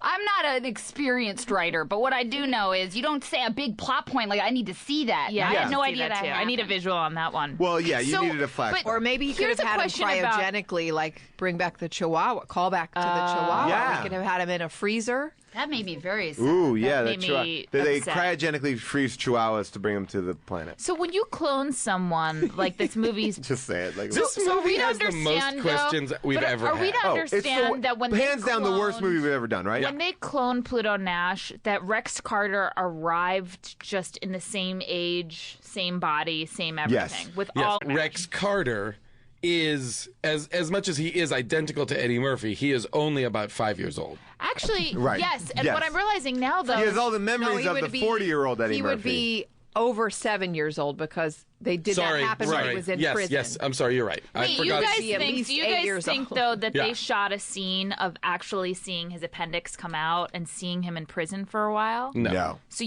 oh really? Because while I was watching it, I thought they were never going to start opening on Jay Moore. We probably that was should a have very, seen very low stakes scene. Yes, we should have seen him in prison for a while, serving his prison time, Jean Valjean style. Yeah. And then, if they had made this movie more like Les Mis, we wouldn't be here right now. Seen the appendix come out, and then we should have seen him out. But then that would have ruined the line later, which was, "Hey, remember when you were in prison and you got your appendix out, Eddie Murphy?" Yeah, of course. Guy, well, we made a clone of you, and then blah blah, and that would have taken away that monologue that explained all of that. I did that when I auditioned for grad school in acting. I did that monologue. Oh my God, that's so awesome! Yeah, I didn't get in. You didn't? No. Shocking. No. This But this wait a really. second. Let me just. Okay. Yeah, please. So, but we've. The comparison that we have in the movie itself, in the world of the movie, when someone is cloned, they behave exactly the same way because Jay Moore's wife was cloned, and he gets to say which one's which, and he doesn't care, right? And then they speak at the same time, they behave, they suck his dick at the same time, right? That's why you clone I wish. a wife. Do you think they shot a scene where they sucked his dick at the same time? I think they wanted to, because I would have watched that over and over again. So. Basically, what is this guy? How is this guy? How is He's this not a second clone. Eddie? You're absolutely right. Something have went his wrong in own- that cloning. have his Yes. own Why does he brain? have free will? Basically? Now, can I ask this? I really don't understand anything about this movie, but were the bad clone Eddie Murphy? Yes. Was he currently becoming very Carter. popular in the like building that popular casino while Pluto Nash was doing his own club? And why didn't they know about it? Is Lunar Beach so far away from where Well, Pluto Lunar Nash Beach is on the was? other side of the moon. But don't they But no one has communicate? ever seen Bad Eddie Murphy. They don't know he's just But a did name. Eddie Murphy think to himself, well, that's weird. There's another, what was it called, Pluto something? No, it was a No, casino, and it was all Rex Eddie Carver. Murphy. Like, that was the whole big reveal at the end. It was like, who is Rex Carver? And then the chair turns. And then it was him. It was Eddie Murphy. I as thought Rex it was Carver. going to be Ileana Douglas. I thought it was going to be Alec Baldwin because they set him up. So as, did I. No, but you could that's see that it was interesting. a little person. And you also yeah. thought, Paul, because you said it out loud, that you thought it was going to be Jay Moore. I thought Yeah. I thought Jay Moore. I thought Jay Moore at a certain Did point. anybody been else Jay Moore. notice that when Luis Guzman was at the casino and he was supposed to be surrounded by like a gorgeous Beautiful lit woman, women. that those were the saddest group One of of them looked extras you've ever pregnant. seen in your Yeah. life? I The one thought with the I lace thought down the front looked That pregnant. was the Yeah, those pregnant were the extra. in my mind, the story I told myself was, oh, these are porn stars, and there's going to be a scene later where they're naked. Because I was like, That's wishful thinking, I guess. it on your was, but part. I was like, I these, don't know why. these girls look so They like were broken and gross. I was like, I bet they're gonna have to do a nude Yeah, it was scene PG. later. It's rough stuff. They may have just gone I to the will city walk and gathered up some women they Yeah. found and put them in the movie because They they ran could out of have money. shot this entire movie in a Bubba Gump shrimp factory. I will. It looked like they did. It looks like like what that. was that The movie restaurant in cost- Times Square? Like 20,000. Oh, Mars 2012. Mars 2012, yeah. Mars 2012. Have you ever been to New York? Yes. That restaurant has better production value. Yes. But And the the movie actors are cost better. $100 million to make. Yes. $100 million. And budget. At the opening box weekend, office. $2 million. That's insane. Do you think Eddie Murphy Should have killed himself after twice? this. Do you think he demanded twice his fee since he was cloned in the movie? I have to say, I am not. Did you get? This is the beginning. I wonder about that maid. That maid played like 20 different maids in Yeah, every but that scene. was the same maid from the hotel. Yeah, it's the same girl. Wow. So you think all those models of those robots look exactly alike? But what about But then Randy why didn't we Quaid? see more Randy Quaid's? Because he was a 63.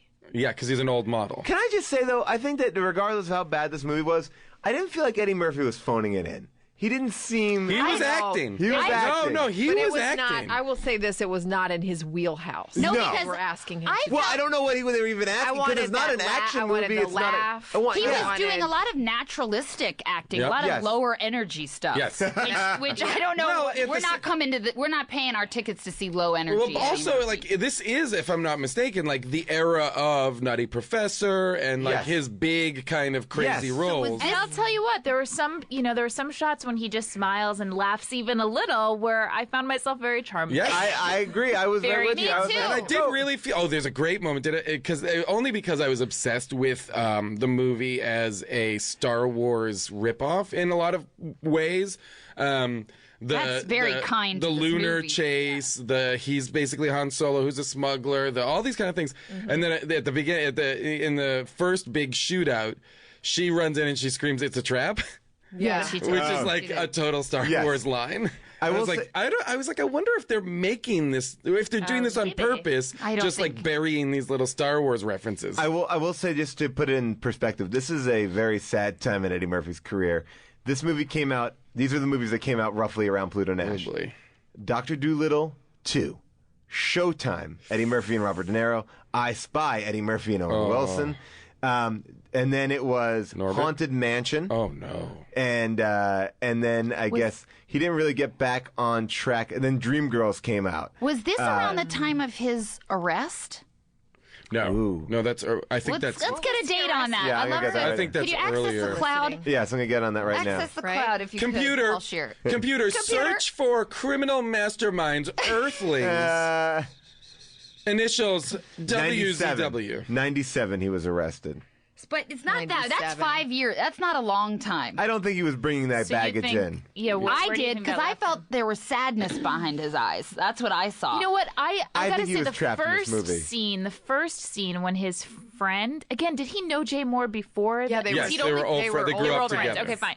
But that first scene when his best friend's about to get acid And he poured didn't down care. his throat, He was just playing it It cool. was so casual. He didn't He care. also- He did very not relaxed. give a He- fuck. Seemed like You that know was what's the interesting? game of that scene, though, guys. This is what I Everybody- felt. Even the gangsters were playing it. Kind of, low yeah. stakes. Was it? That scene is the best scene in the movie. Everybody's playing it more real. Eddie Murphy is You're dressed right. in normal clothing. Yes. And Yes. the minute it goes 7 years later, it is as if everybody's in colorful zoot suits. It's like the moon is suddenly Disneyland or a weird. Like I felt like the first scene was like Barry Levinson could have directed. Yes, you know, he and did. then Very suddenly, diner. and then they fired Except him, for the- and they brought in. Barry Sonnenfeld. Except for the jug of battery acid. Now, clearly, we did not love this movie, but there are some people who really did, and now it's time for a second opinion. These are reviews from Amazon.com. People who had a different thought about this film. If you want to relax and have fun while eating popcorn, then this is the movie for you. Politely disagree. 5 stars. No. I love that because that's just about having something to do while you eating eat popcorn. You don't need an excuse, by the way. Yes, you can this eat is- it whenever you want. Nope, this guy thinks it's If you Get a want to bag have, of smart food. Eat it whenever you want. If Eat it you in your want- car. But Already while eating you're eating popcorn. it, If but you wanna while you're eating it, yeah. you need to do something. well, if you want a secondary activity to your main activity, which That is won't distract you from it. shoveling popcorn in your fat fucking face, then you could do worse than look at this moving image. Here's another 5-star review from J. Neil Schulman. Pluto Nash just tells a good, solid, well-plotted near-future science fiction adventure story with a light touch. The sort of story that fans of Heinlein's short stories, It's Great to Be Back, and The Menace from Earth would appreciate. That's Well, that's Robert. true. Is that- Yeah. No. But maybe sci-fi fans, maybe there's something of the serial nature of the. I don't know. This I mean, guy I goes, can I'm a big fan of Star Wars, Spaceballs, and Titan AE, and this goes right on the shelf next to those. In that, by the way, Next that's to your the bottle perfect of order. That's a perfect order in descending order of great movie to Drek. I love Spaceballs. But Titan Spaceballs is AE, number 2. Yeah, Spaceballs number 2. Star Wars, Spaceballs, Titan AE, terrible garbage, and then Pluto Nash.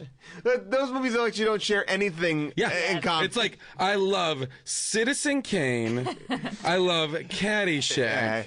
Sea of Love with Al Pacino. Abduction with Taylor Lautner. And How to Lose a Guy in 10 Days with Kate Hudson. I enjoy that. Great film. Oh my God. No, you that don't. movie. Nobody enjoys that. Yes, we did enjoy Great that movie. chemistry in Any- the Yeah, they did. Can't be denied. Any final She'll thoughts create on that this? yellow Things dress, that remember? we have not Gorgeous. addressed? Can we just give a shout out to the one-man orchestra joke? Oh, that was pretty good. That was a joke. Made me smile. Can we talk about Randy Quaid as a robot, please? Do we have any Again? clips of Randy Quaid as the robot There are talking? no clips online I'm for me to telling you pull. guys, watch this movie just for the Randy Quaid scenes. He's which, great. Yeah. Which he, you know what he is like? It's like, it's like he's a cartoon character in a movie. In the movie, you know what I mean? Like he moves. He's a human cartoon. He character. moves at crazy angles. He speaks with a modulated robot voice. Probably You know works what? I with just a found a clown. clip. I can maybe I can play it Bald. He's bald with like zapper heads things in his Did head. they make him taller than he is? They- How yeah, tall they is must Randy have. Quaid? Well, everybody knows Randy Quaid is 6'7". Is he? Well, I think He had a That's- promising basketball that's universally career. known. He's a tall man, for sure. No, but he looked much. But Eddie Murphy's not a big man. No, he's teeny tiny. Yeah, he's a teeny tiny. I also person. liked when Luis Guzman said that Pluto Nash was the Tito Puente of rail hopping. Yes. Which is their term for smuggling. Which I was like, why make that reference? That reference is at this point 100 years old. Again, they watch Jimmy. Yeah, they're not. They were watching that Humphrey Bogart. Oh, Yeah. that was a nice cut from Oh, when yeah. that guy got shot and fell Yes. down to the Humphrey Bogart movie where the same was happening. So, no, it's what is that Public Enemy? Is that James Cagney Public Enemy? Yeah, that was Public. I think that was Public Enemy. It probably cost a lot to get that clip. That's why they didn't have the money. That was for it. $100 million cost spent on that. That's why $80 those million. extras were so ugly. Yes, that's why they didn't get such fugly we extras. spent all the money paying Eddie Murphy twice. Yeah. And on that clip of James Cagney. Would you guys recommend people watching this movie? I don't think I would. I don't think so. it's not no. even fun. It's not fun. It's not fun. It It's felt not- like homework. If Yeah. well, Yeah, here's it the did. thing. At a It's like, I certain gotta get through I felt this. bad for you guys watching. I At a was like, certain point, I was All like, right. "Fuck, Come this back. is interminable. How much do I have left?" And I'd only been watching 24 minutes. Yeah. And I almost burst into tears. Yeah, I because know. there is no. 'Cause your It's only like your a- life is precious. Do you know what I Yeah. mean? Your moments. My time is worth more like than this. sands in an hourglass. Those are the days of our lives. Don't. and it's only an hour and 34 minutes. It is not a Really? long It feels movie. longer It than feels. that. I watched it in 2 mon- installments. Oh, You know what? Me It too. should have been a TV series. Yeah. Well, clearly they So- primed it for. I mean, there are more adventures out there. Oh, Just well, not one. we did the work for you on this one. Do not watch this. Do not watch this movie. Really? Or watch like 10 minutes just to be like, oh, that's why this But is so don't bad. watch. Yeah. Well, you could watch the beginning since that's the best scene. according to Manzukis. Well, that's You can hear no, the- it's not the best scene as much as it is just like the scene that seems most I don't know. Like, That's where you'll also be the most confused because you're going to say, is this a drama? Is this a comedy? Yeah, What's and going one on? last And you'll ask that for one the last entire thing, time. Paul. When Eddie Murphy gets all the fixins for a martini when Yeah. Rosario Dawson brings it up, and he doesn't make a martini in the glass. He just drinks the vodka. And He makes vermouth. it in his mouth. Was that a joke? Well, Of course. He didn't chew the olive. Also, he swallowed that thing whole. Yeah, Eddie. I have a question. Okay. There were 40 olives. I have in a that question. jar, So they too. get to the hotel, right? They get to Lunar Beach. They check into the hotel, and the guy's like, and they get tickets to see Jay Moore perform. Then they get recognized. Yes, then no, not yet. First, Robot gets first the guy's like, well, it's black ties, but we have rentals available, right? So they cut to them, and they're in black tie attire, which I assume means She has they a dress rented that it. fits her like a glove. I assume they rented this stuff. Wow. And then when Eddie Murphy gets brought up to see Rex Gardner, or whatever his name is, Rex Gardner. Rex Carter. Rex Carter. Carver. John Carter. John Carver from Mars. When Eddie Murphy gets brought up, he and Rex are wearing identical clothes. Yes. And why is So that? do we presume that the guy who's the criminal mastermind rented his tux as well? No, he makes everybody. He goes, well, look, I'm going to wear the same tux every day. And they're like, oh, well, let's, I think he's like. How do they Steve- wind up in the same clothes? To me, it's a Steve. Because they have to. They also have make to. a reference, though, to the fact that he can afford to get his own tux. He doesn't have to rent it, right? To me, I saw him like they the did? Steve Harvey of the moon. I saw him as like he has a line of tuxes. Right, and he's but like, how you're does- going to rent He these has, tuxes. yeah, I'm he going to knows- wear a new he outfit. knows Everything's what's going to brand new. happen Yeah. because he has access to everything in Eddie Murphy's brain. What? So No, he could doesn't. have clone. Whoa. No. Yes, He no, doesn't know no. the future. Nobody said. He said he has He access. can remember. He He has all the remembered. memories. Yes, but he Only can from remember. before appendix surgery. Guys, there is no No, because reason he was why like- they are in, other than they need it for shoot him, no shoot him, no shoot him. The There's no classic reason. vaudeville routine. You guys, you don't saying- think that Rex Carter had a gazillion cameras in that hotel and knew that Eddie Murphy, real swearing. good Eddie Murphy, Pluto Nash, was heading up that way And had What? rented and a was tux. wearing And that had tux rented And was like, quick, get me Get that me that tux for Why? dramatic effect. 'cause Get this me is gonna that be tux. great when I turn around in this chair. Get me that tux in case we get in a scenario where where a gun is loose and both of us are standing there and we need to do one of those classic shoot him, no shoot hims. Like, what? Who, how? Wait, what? No, It's never going to make any sense. It was the way. It's everything about this movie. If it's not lazy, it's offensive. It's offensive on so many levels. The guns look like super soakers. If you've ever written, like plastic. I've read like short stories by like second graders that make more linear sense in this movie. But so do not go see this movie ever. But do tune in to Best Friends Forever, which is Wednesday nights, 8:30, 7:30 Central. It takes place on the moon, ironically enough. Really? Yeah, Now you it's have two best friends who live on the moon. It's more of the adventures of Pluto Nash, right? You guys are trying to open up a the club. further adventures of It's called Pluto Best Nash. Friends Forever. Pluto Nash and colon. Bruno. Yeah, and Lennon and I got zoot suits made to fit us like a glove. Second skin. Is there a riot Yes, in any of the yes. episodes? I know that you finished your first season, but I would like to ask that if you do a second season, you should have a club owner come in, Pluto Nash come in. I love it. And yeah, like, do you have a local bar that you go to in the Yeah, show? of course. What's it called? It's going to be called Club Pluto. We never. Please. Yeah, we're going to do that. You're That's gonna a wanna great ADR idea. that. You're going to want to Please. ADR that in. Also, I do love that his name is Pluto and they're on the moon, not Everybody else's names are like Dina and Tony. He wasn't and born on the moon, right? Eddie Murphy. No, but they talk about how they want to go back to Earth. It seems like it would be easy to go back. But he also I think he was born on. I think he grew up on the moon. Grew up on the moon. Remember, Yeah. he shows her the stars through the car window, and he's like, "When I was a kid, I used to come out here and look at the stars and try and count and then them." when he went to Earth, all he wanted to do was get back to the moon. But then he hates not being on the he hates being on the moon because he can't see the moon from the ground. Where did they get their vitamin D is what I want to know. You know what we didn't talk about? 2 weeks. 2 weeks of darkness, 2 weeks of light. You know what we didn't Right? talk about at Is all? that right? Yes, When- that's what he said. Yes, Night we lasts said. for 2 weeks. Yeah. We were just in the darkness part. Oh man. Guys, can we talk Smuggle about it in from Puerto the Rico. varying degrees of gravity that affected them throughout the movie? Oh, Wait, I have Mom my shoots her out of the favorite- bathroom and it goes up, and then she's just like floats back down to the ground. The Is she on laws of gravity physics boots? do not apply. to Sometimes this they can movie. just walk around outside, but sometimes they float away. Sometimes things they throw just float around, That's and sometimes true. they can throw them at each. It was like, I was like, is there gravity here? What Okay, is my happening? favorite part is Rosario Dawson puts on the spacesuit. She puts it on and goes, wee! And she just jumps up.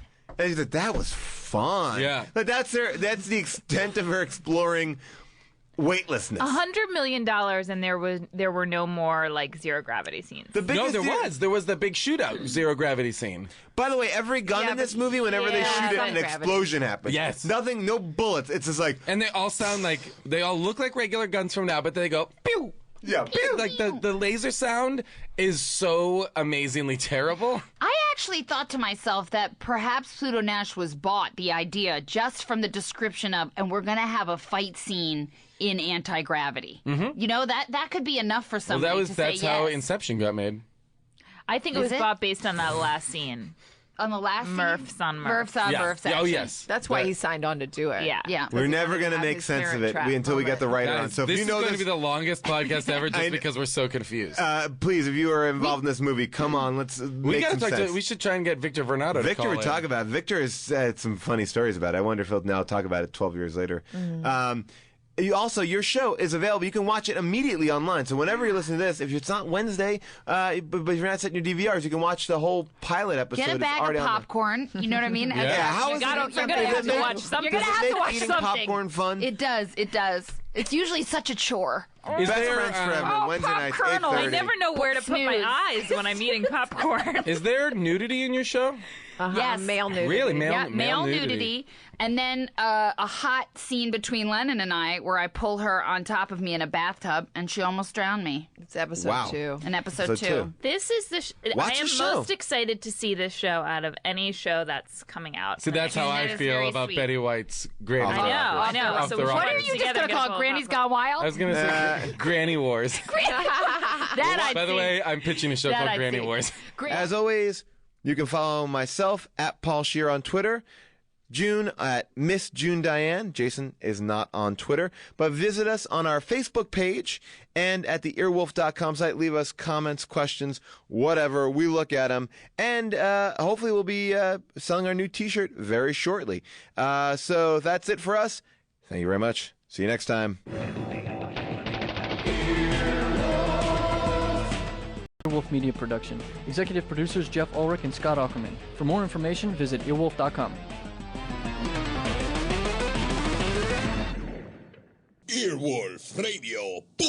Earwolfradio.com.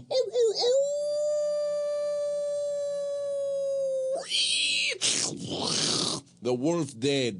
Hey, everybody. Before the show gets started, I wanted to tell you about the Now Hear This Podcast Festival coming up October 28th in Anaheim, California. It's like Comic-Con for podcasts. That's right. How Did This Get Made will be there, plus Comedy Bang Bang, Mark Maron, and many, many more. Tickets go on sale the morning of July 11th, and they will go fast. So go to NowHearThisFest.com. That's NowHearThisFest.com for more details. Come see us in Anaheim in October. Art, as defined by Webster's dictionary, will never truly capture the moment when you see and or experience something that moves you and makes you think. Art is truly something that is indescribable. Rarely is there a shared experience or reference point. The Mona Lisa, the David, American Gothic, and of course, the Enchanted Peasant Girl. We saw Mannequin 2 on the move, so you know what that means. Worth it. How did this get made? We're gonna have a good time, celebrate some failure, not just being here. Cause we really wonder how did this get made? Let's wallow in the mediocrity of subpar art. Perhaps we'll find the answer to the question, how did this get made? Hello, people of Earth, and welcome to How Did This Get Made? I am your host, Paul Scheer, joined, as always, by June Diane Raphael. How are you, June? I'm good, Paul. How are you? Very good. Glad to hear it. And Jason Mantzoukas. How are you, Jason? Paul, I love you with all of my heart. Thank you, Jason. As It I is wonderful love to you. see you. Great to see you as well. And we have a very special guest today. He is a hilarious comedian and actor. You've seen him on the Sarah Silverman Show. You probably follow him on Twitter. Please welcome Steve Agee. Thanks, guys. Agee. Good to be here. Great to be here. Very excited to have you. Now, the last movie that we did on this show also involved a department store. I was like, what's going on with department stores? You know Department what, though? store That was magic. but that was a thing with Yes. the movie. Like, department stores were Huge. because they were new at that time. Like, departments, or the department store that we now know. Yeah. A mall department Yeah. store. Yeah, that mall department store was in like every early 90s movie. Well, I feel like there's that other movie, Career Opportunities, where it was like Oh, yeah. the guy who was like Jennifer Connelly movie, right? Yeah. They're like, we should do that one next. But just like people just hanging out in malls and like, what could you do in a big department store where there were like boats and tents and clothes, you know? But it was like this movie posits like department store as museum as well. Like there's also like a museum exhibit going on. We got to get into all this. Show, I mean, There's a stage, there's a theater, there's a full theater in a department store. and performers Oh yeah. and rehearsals. Oh yeah. Before we even For get dance sequences, there's so many dance sequences, and I feel like they were like, how can we have dance sequences, fashion montages, and mannequins all in one place? And somebody was like, set it all in a giant department store? Well, here's the thing. It's a sequel. It's based on the original. Well, not based on the original. It's a sequel that is jumping off from the first movie, which took place in a department store. But Which is a natural place for a mannequin to live. I have no 100%. Yes. problem with that. Yes. But this movie didn't need the department store because they never use her She as was an a artist. mannequin. Yes. She is that's a not great a point. mannequin. Well, let's in go back. I realized that last night. Like, let's go back to the didn't even beginning. think about Let's that. go back to the beginning. The movie starts in medieval times, and it's medieval The restaurant. times. I was gonna say, yeah, by medieval times, there are locale kids running around going like, "Hey, dude!" Like, no attempt at an accent, no attempt. They are the cleanest medieval times people I've ever seen. Yeah. Yeah. Yeah, because usually those medieval times people are real dirty. Well, just like, I mean, there's Dirty, no, filthy but there's just monsters. nothing about like they look cartoonish and So colorful, and that even the bridge that they're on had like bricks that are like very 19th century. Yep. yeah. Like, I mean, like, yeah, the sword fight is ridiculous. All of it is like laughable. I think that even the wizard goes, Madam Sweetie Pie. Yeah, but it's which is- almost like to the degree of like Robin Hood Men in Tights or Yes. Princess Bride level, like winking at the audience. You know, I would 100% agree. I feel like it does feel like an updated medieval time show. It just is like with some better And locations. she certainly didn't seem like a peasant girl. Oh, no. I mean, her outfit was very nice in the beginning, and she looked very clean, like with running water and she was a middle class. Her hair. Yeah, she shampooed. She's a middle class peasant for sure. For sure. But she's like a garbage person in the eyes of the queen. Sure. Here's my question: the girl she's with in the very beginning of the movie, is that her daughter? What? No, that's her sister. Oh, I didn't hear that. Okay. I mean, I just assumed it was.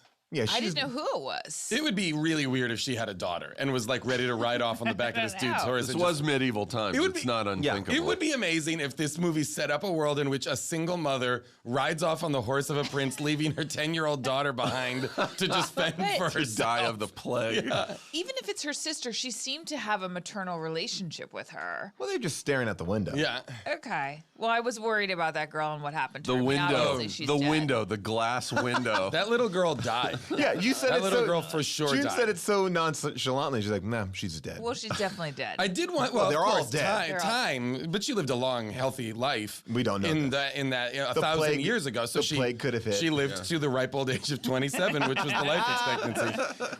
I was fascinated too by the fact that when Christy Swanson, America's the love of young boys' lives at that time, comes back to life 1,000 years later and never is like, oh no, what about my family? What about my sister? She says it once. She does? Yes, she mentions it once, like, "Oh, I can't wait to see my family again." And then it's like, never. You won't. She adapts so quickly. Just so, if you have not seen this movie, which I highly recommend that you do, the premise is that a queen puts a curse on a peasant girl because her son, the prince, wants to marry her. He puts a necklace on, and this is where the movie gets foggy for me in the sense that Because this is the first scene, and it's already getting foggy. Yeah, it already is having some plot holes. So they put a necklace around her neck, royal jewels, and then she freezes into a mannequin, not a stone statue. No, a wooden statue is basically what they're saying. Yes, but it's a mannequin. wooden mannequin. Yeah. And she... Now, if you take off the necklace, would she always come to life? Or was it just in 1,000 years if you took off the necklace, she would come to life? I didn't understand the logic. Okay, so in my understanding of it, the necklace was going to make her a mannequin. But to break that spell, she had to be with her one true love. But also, she had to be wearing the jewels. But also, So the there were a true couple love of had to come conditions. from a foreign land. But Oh, I didn't hear that. I think, or something. There was like a bunch of Okay. caveats to it. But it seems to me to be like wearing the necklace, frozen, not wearing the necklace, not frozen. Right, but then later on, they put the necklace on another character. We'll get into this. They put a character, he gets a necklace on. He freezes, but then later on when they want to put the necklace on, to like enchant him in some way to make him... Yeah, well, she says the same incantation that the queen says upon putting the necklace on her. Which is like a curse, 1,000-year curse. It seems to me, though, that the true love aspect of it has nothing to do with it. So bad. Yeah, Because Hollywood, who we know from the first movie, Yes. of course, the necklace is put on him later in the movie, and then he's... Hold on a second. You're telling me, because I don't remember Mannequin 1 at all. You're telling me Hollywood is in the first movie? He's the crossover character. He is, Okay, so, but he's surprised that there's another... No, you can hear him say, "Oh no, I've seen this before." Oh, he does. But he says it one line, and never does he get into it deeper than that. He just Okay. says like he goes. I wrote it down because he said it so nonchalantly. He said, it happened once before. He goes, this is crazy. He goes, it happened once before, no explanation. And they go off to run. But it didn't happen once before with a magical necklace and a curse. It happened once before, like in a very different way. Her name is also Jessie. 1,000 years ago, a peasant girl is named Jessie with like a heart over the eye at the end. You know what I mean? Like, what the fuck world are we living in? She is a valley girl. I mean, she is. And Now, look, does. I loved her in this movie. I thought She's she great. Was I did too. amazing. I had the hugest crush on Christy Swanson. And she's Love beautiful, her. and she actually, I think, plays this character so she's well. really She's well. delightful. Yep. She's just delightful to watch. I could watch her all day long. But my big problem with this movie is the first Mannequin was about a woman who is a mannequin who came to life. Why not make the sequel about a male mannequin? Oh. Mannequin? A mannequin. Mannequin. Mannequin. No, mannequin sounds too much like mannequin. Wait, Mannequin. And in Mannequin 1, yes, is one of the there, best movies. Because I genuinely do not remember it at all. I don't either. I went a little back, and so this is there a similar kind of curse? Yes, blah, it's a blah, little blah? different though. Here's the thing in Mannequin 1. There is an Egyptian curse put on Kim Cattrall. Yes, I remember it being Kim Cattrall. And what happens is a mannequin designer, Andrew McCarthy, who's amazing. Amazing. Yeah, and he speaks to, but he's also amazing at his job. He's a very good mannequin designer. He is the top tier guy. And he talks to all of his creations, and then one time his creation talks back. And that's so his creation but it's comes not fulfilling to life. some destiny. It's not like this movie where there's a lot of weird No, there's no one backstory. There's no one after him in that movie. But here's the problem that I have, just based on and Mannequin should be great, but they go from New York City, and it's he is the best. The fashion industry, mannequin, and he's the best window designer, and it's for the biggest store, to Philadelphia. Yep. Not even Philadelphia, Germantown. We are about to make a lot of enemies. I was going to say, I apologize to anyone. I don't know where this is going, Paul, but I do not share your sentiments. I'm going to really take down Philadelphia. Philadelphia, you got Creed, and that's all you got. Rocky and Creed, and fuck you. But I feel like they chose Germantown because the original princess was in Germany. I think you're right, but I think it is such a downgrade to everything because it's why would you tour this mannequin in Germantown? Oh man, we're gonna get so many notes. And then on top of this, let me tell you, Philadelphia, you don't deserve to have a touring production of a mannequin from one of your store museums. South Street. They literally say all the elite of Philadelphia will be there. Right, and Paul is saying, who's that? Trash people. Wrong. There are no elites in Philadelphia. You don't deserve there's 7 to 10 elite people. I just want to say that Paul is speaking only for himself. I think Philadelphia has wonderful elites. I think I would be proud. Jason? I would be proud if anything that I did was set there or went there. Philadelphia. Now, while he's saying this, Jason is just writing on the table, Philadelphia sucks, and he threw an arrow through the Philadelphia Eagles' head. From the crossbow that the Count has in this movie. Which he steals from a JanSport display. Here's what I do not want to discuss. There's an off limits? Yes, this is a topic that's off limits, and I really beg Can I guess what it is? Nauseous. Can I guess what it is? Yes. It's his hairy mole. Yes. Oh my God! That should be the end of the discussion. Okay, so we just said the main evil man has a hairy mole. Was that just so we would know it was the same guy from the cold open? I think so. Yeah. But the mole hair was 4 inches long. And that's enough. I want to get into the bad guy. I first thought he had a monocle, and it was the string from a fucking monocle. Yep. No, I just want to talk about. I want to slam Philadelphia one more time. Oh wow! And just say this: what I think was such a downgrade. 2 parts. One, Hollywood is in New York, killing it in New York, and then it seems that he's got downgraded to Philadelphia. Falling on hard times. Just move it out to L.A. Do something. But it seemed like he's went from the heights to the lows. You don't go from You're New calling York Philadelphia to the lows? You don't go, quote unquote, you don't go from New York to Philly is what you just said. I agree. Wow. In the fashion world, disagree with he goes from Saks Fifth Avenue. Once again, I will not back. I won't back this. I don't agree with this. And then I want to just say one more thing. And he takes this fucking mannequin to show her Main Street, and it's the dumpiest Main Street of all. Whoa. It's like a souvlaki stand, and it looks like abandoned building. So now you're taking on souvlaki stands as well? You know what, pal? I would sit idly by while you trash Philadelphia, one of our great cities, the first American capital. Oh, forget it. To watch you trash it, to then have you double down and trash the most delicious Greek food that has ever been created is shameful, sir. Now, make sure you guys get on the forums and write to Paul Scheer. Are you from Philadelphia? No. Oh, okay.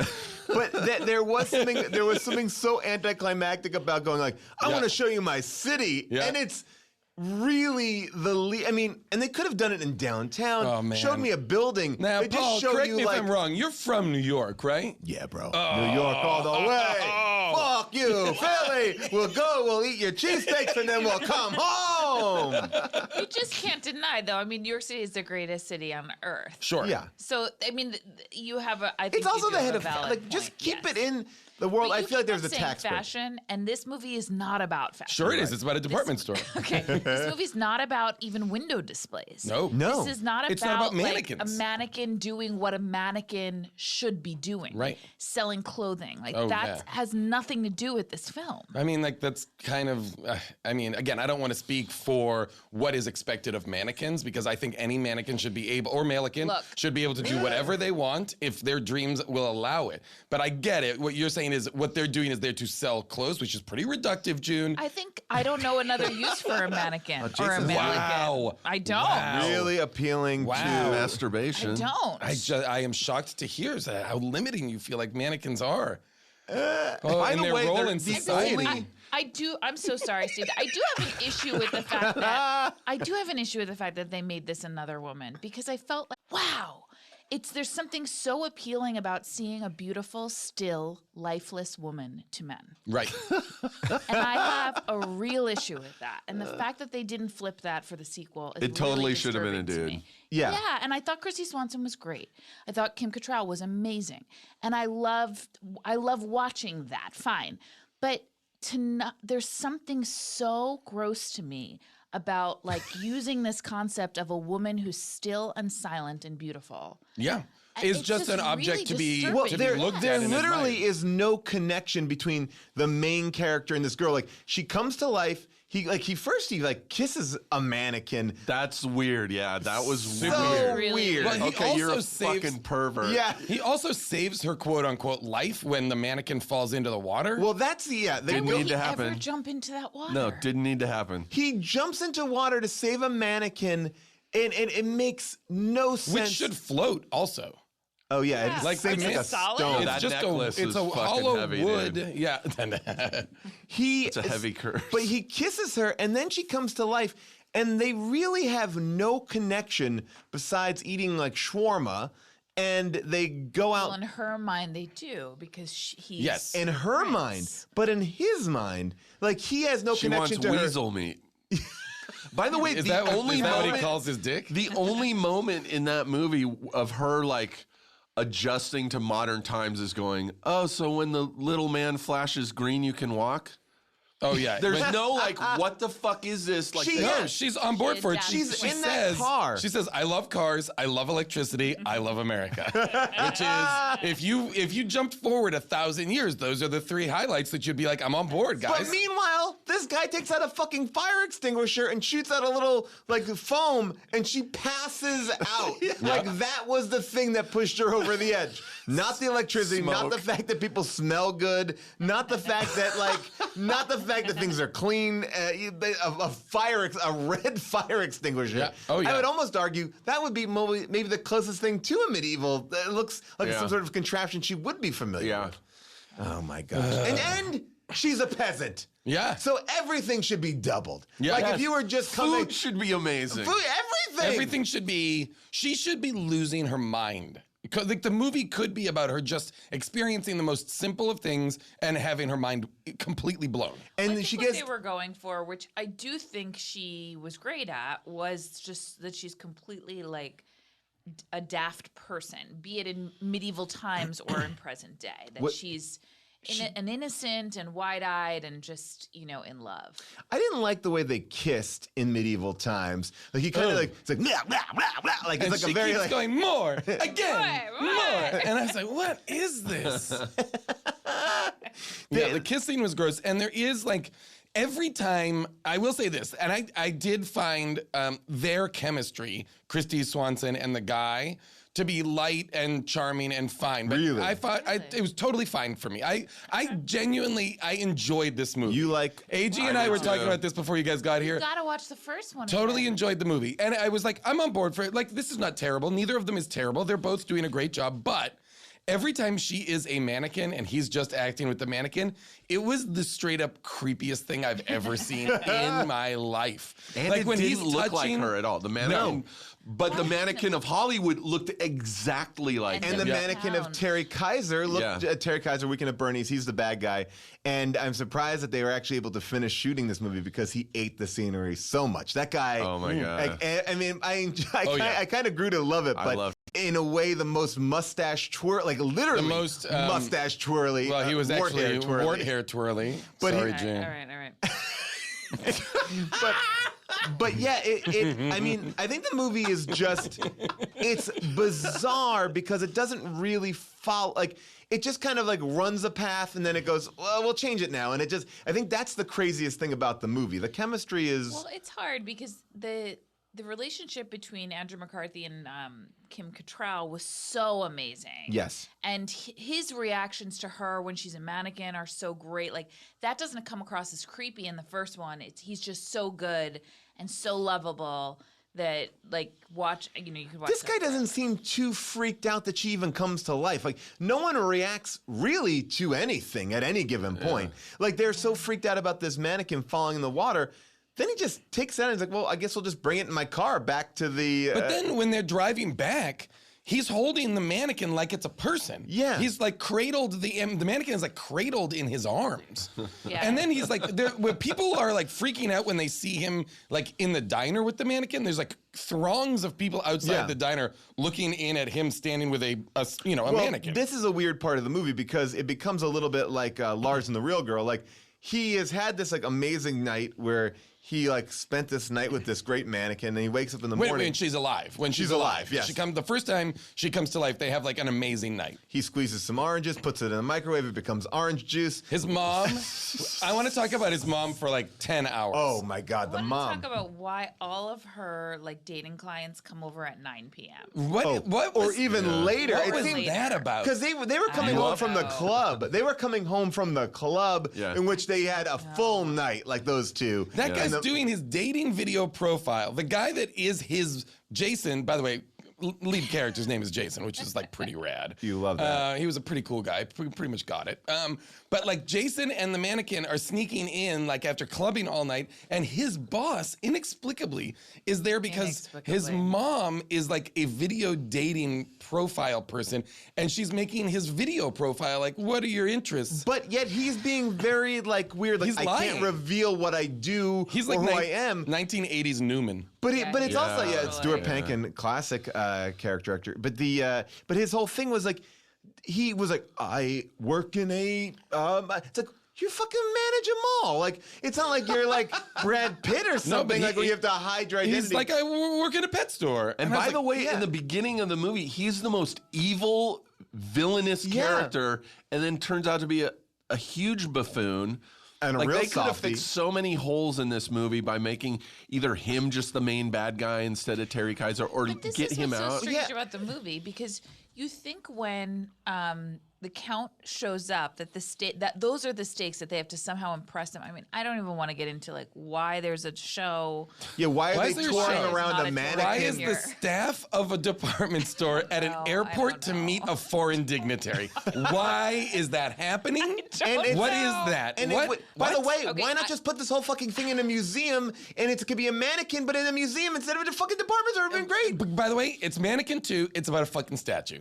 Yeah. That's what we're doing. Don't worry about it. But by the way, because there she's are never statues used as like a mannequin. No. They could have used any mannequin in that store. And by the way, when they do reveal her as a mannequin in mannequin form, she comes out of a fucking spaceship, which is not even of the right ilk for her character because she is the peasant girl. Yep. Like that, it doesn't make any sense. Okay, I have a lot.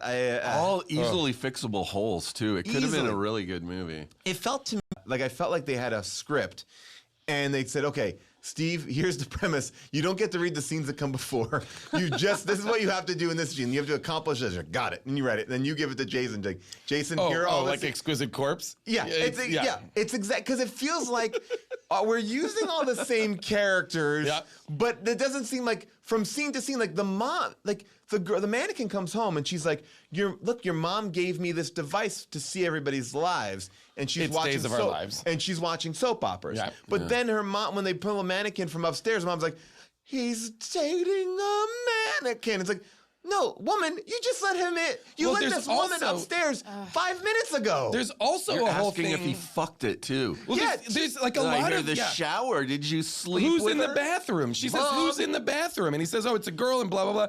But then she's like shocked to find him with a mannequin. She definitely heard someone in the bathroom.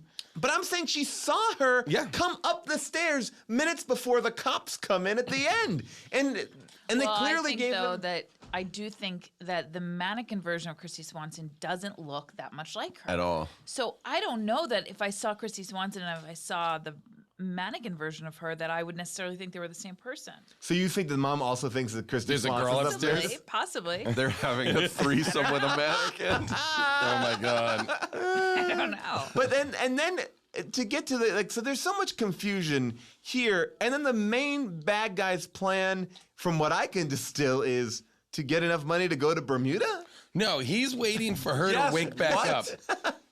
He's waiting for her to wake back up because he wants to marry her for some reason. He's gonna force himself. How did he stay alive for 1,000 years? He's the great grandson. He says like he does a big thing when he's talking to. Yes. Oh, when I thought he was alive for 1,000 years. He's the grandson. I was just saying it. Oh, that makes no sense. Screaming for like 20 minutes. Paul, you know what? Paul got all fired up about Philadelphia. He emailed me today and he was like, "Get ready. I'm taking down Philly." Turn it up today. I'm turning I it. literally feel like you've been screaming for 20 minutes. Apologize, everybody. I'm just baffled. I'm baffled, and I am too. I want to talk about figure at it some out. point. I want to talk about all the horny secondary characters, And that's by the way, I think what they were going for with Gail and Andy. Can we just figure out the plan, though? I just want to see. His also, plan. we've moved on way far past this, but did you notice in the beginning that cold open in medieval times, the dwarf from Twin Peaks? Yes, I did notice that. Yep. I also noticed an interesting camera move there. I think no one taught them about like a dolly, so someone just ran with a camera. Well, they didn't have dollies in medieval times. I think they were shooting it with that technology available in the day. Medieval times verite. So I guess the Count's all natural cover, lighting. The Count's cover was that he was trying to like build up tourism for their German town or whatever that place was. The place that's covered in rain for 1,000 years. So that was his cover, but what he was really going to do was wake up the mannequin. I think he thinks the mannequin is going to wake up because it's now 1,000 years later. It's 1,000 years later, but She I needs don't know to be why on he's- foreign. She needs to be in like fall in love with someone foreign or something. So Which that's is why she's got to be a mannequin on the move. Yes, so that's why he's brought her there because his plan is I'll fall in love with her here and we'll go to Bermuda. And You're then right. we'll go to Bermuda. Yeah, Bermuda. But Bermuda, was he going to sell the diamonds to the? Because all the three German Three Stooges, they. What were they, by the way? Security?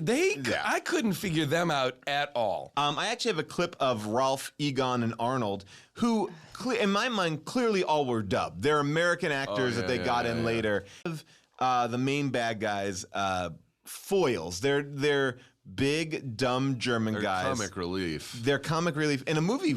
I would argue full of comic relief. Didn't need it. Yeah. Didn't need 'em. We have we basically only have two characters that are not comic relief. And then everybody is, and then like a dozen characters who are ludicrous. Here are the German Three Stooges. What have you done with the enchanted peasant girl? You guys are not supposed to be back here. I'm gonna have to call security. There she is. Whew, that was a close one. Not a word of this to the Count.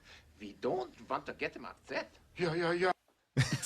One of my favorite scenes of the movie was when the female truck driver. Yes. Oh my God. Picks Yes. up Dancing these in three the street. German guys. These three German guys who are getting naked and dancing in the middle of a highway. They go, that's the best way to stop a garbage truck. And then they That's pick them up. hitchhiking for They them. pick them up in a dumpster. and then activate the dumpster so it dumps them into the trash. That was inexplicable, but I really did want to watch a whole movie about those two ladies. One of them, oh my God, they were awesome. They were amazing. One of them, I think, is drinking a glass of milk. Like she had white stuff all over her. Yeah. Or I don't know if they were just saying all she's over her face. foaming at the mouth. But maybe. Two of them were looking at these guys. They were like feasting their eyes on these beefcakes in the street. It is. I wrote all about it. I was like, what is up with these? Because they're two gross ladies in a trash truck. Yeah.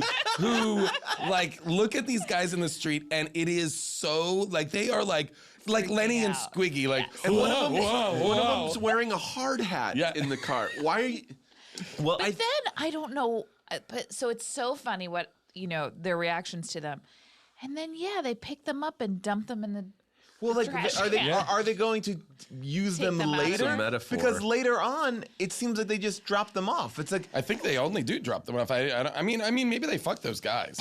I would hope. I would did. I would love it if they just straight up. But that's what I mean. Everybody's horny in this movie. Is that a pick? Is that is June when you? I know you only for a little time when you were single, but would you try to throw guys in the garbage can? When you got really into a guy? It's a classic move.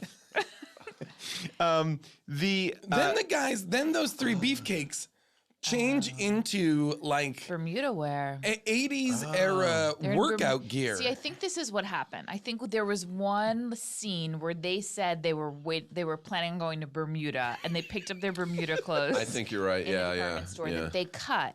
So inexplicably, we do know they don't have clothes from the trash can.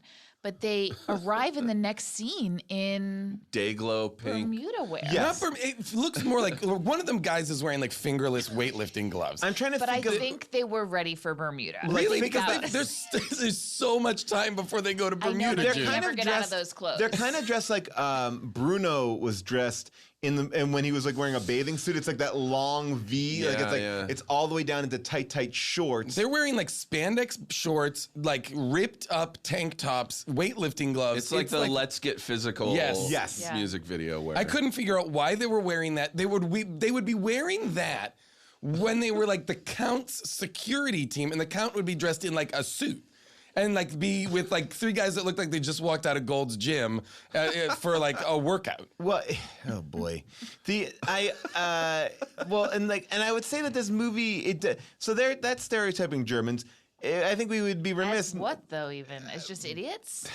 I felt like it was I definitely felt like they were poking fun at because one of them's named Arnold. Yeah. Oh, okay, all right. I feel like they were all By trying the to. way, the of this movie, the way that they come together is so strange.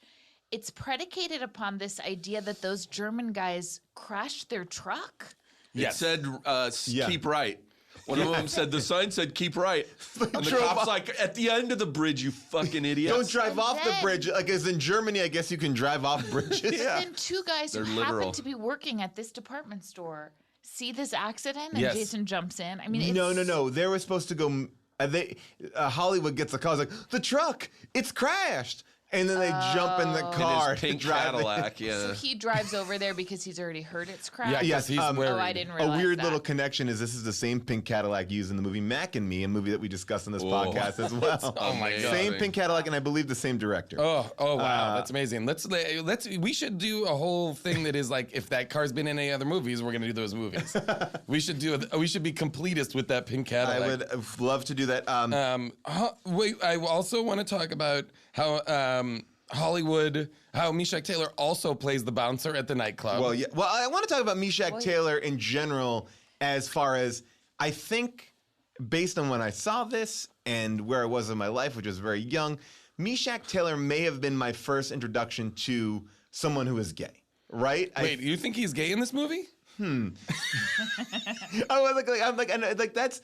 He definitely here he reminded me of Kimmy Schmidt's roommate. Pinot Noir. The sound of his voice. Take a listen to this is kind of how we first meet Hollywood Montrose. Do you remember Miss Diana Ross in the movie Mahogany?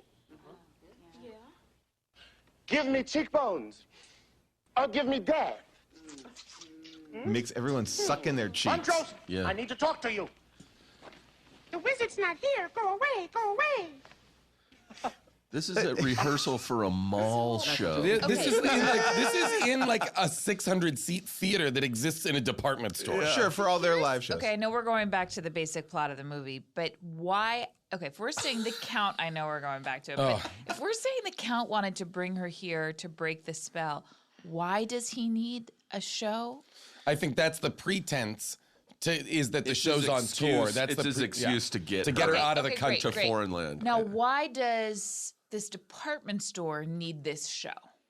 Because all Philadelphia's elite needs to be entertained on such a high quality. By the way, he's the Count. That's his fucking mannequin. Yeah. If he needs to get it on foreign soil, no, it's the Queen's. It's the Queen's mannequin. That's why she's on the phone with him on the white courtesy phone and is like, I didn't want the peasant girl to go abroad. I didn't want this. This is your thing. And But they literally made $52 last year in tourism. Oh, yeah. Which, by the way, means that those 4 women that are touring the museum probably was the entire. I did have a laugh when the Queen said the weather's turned.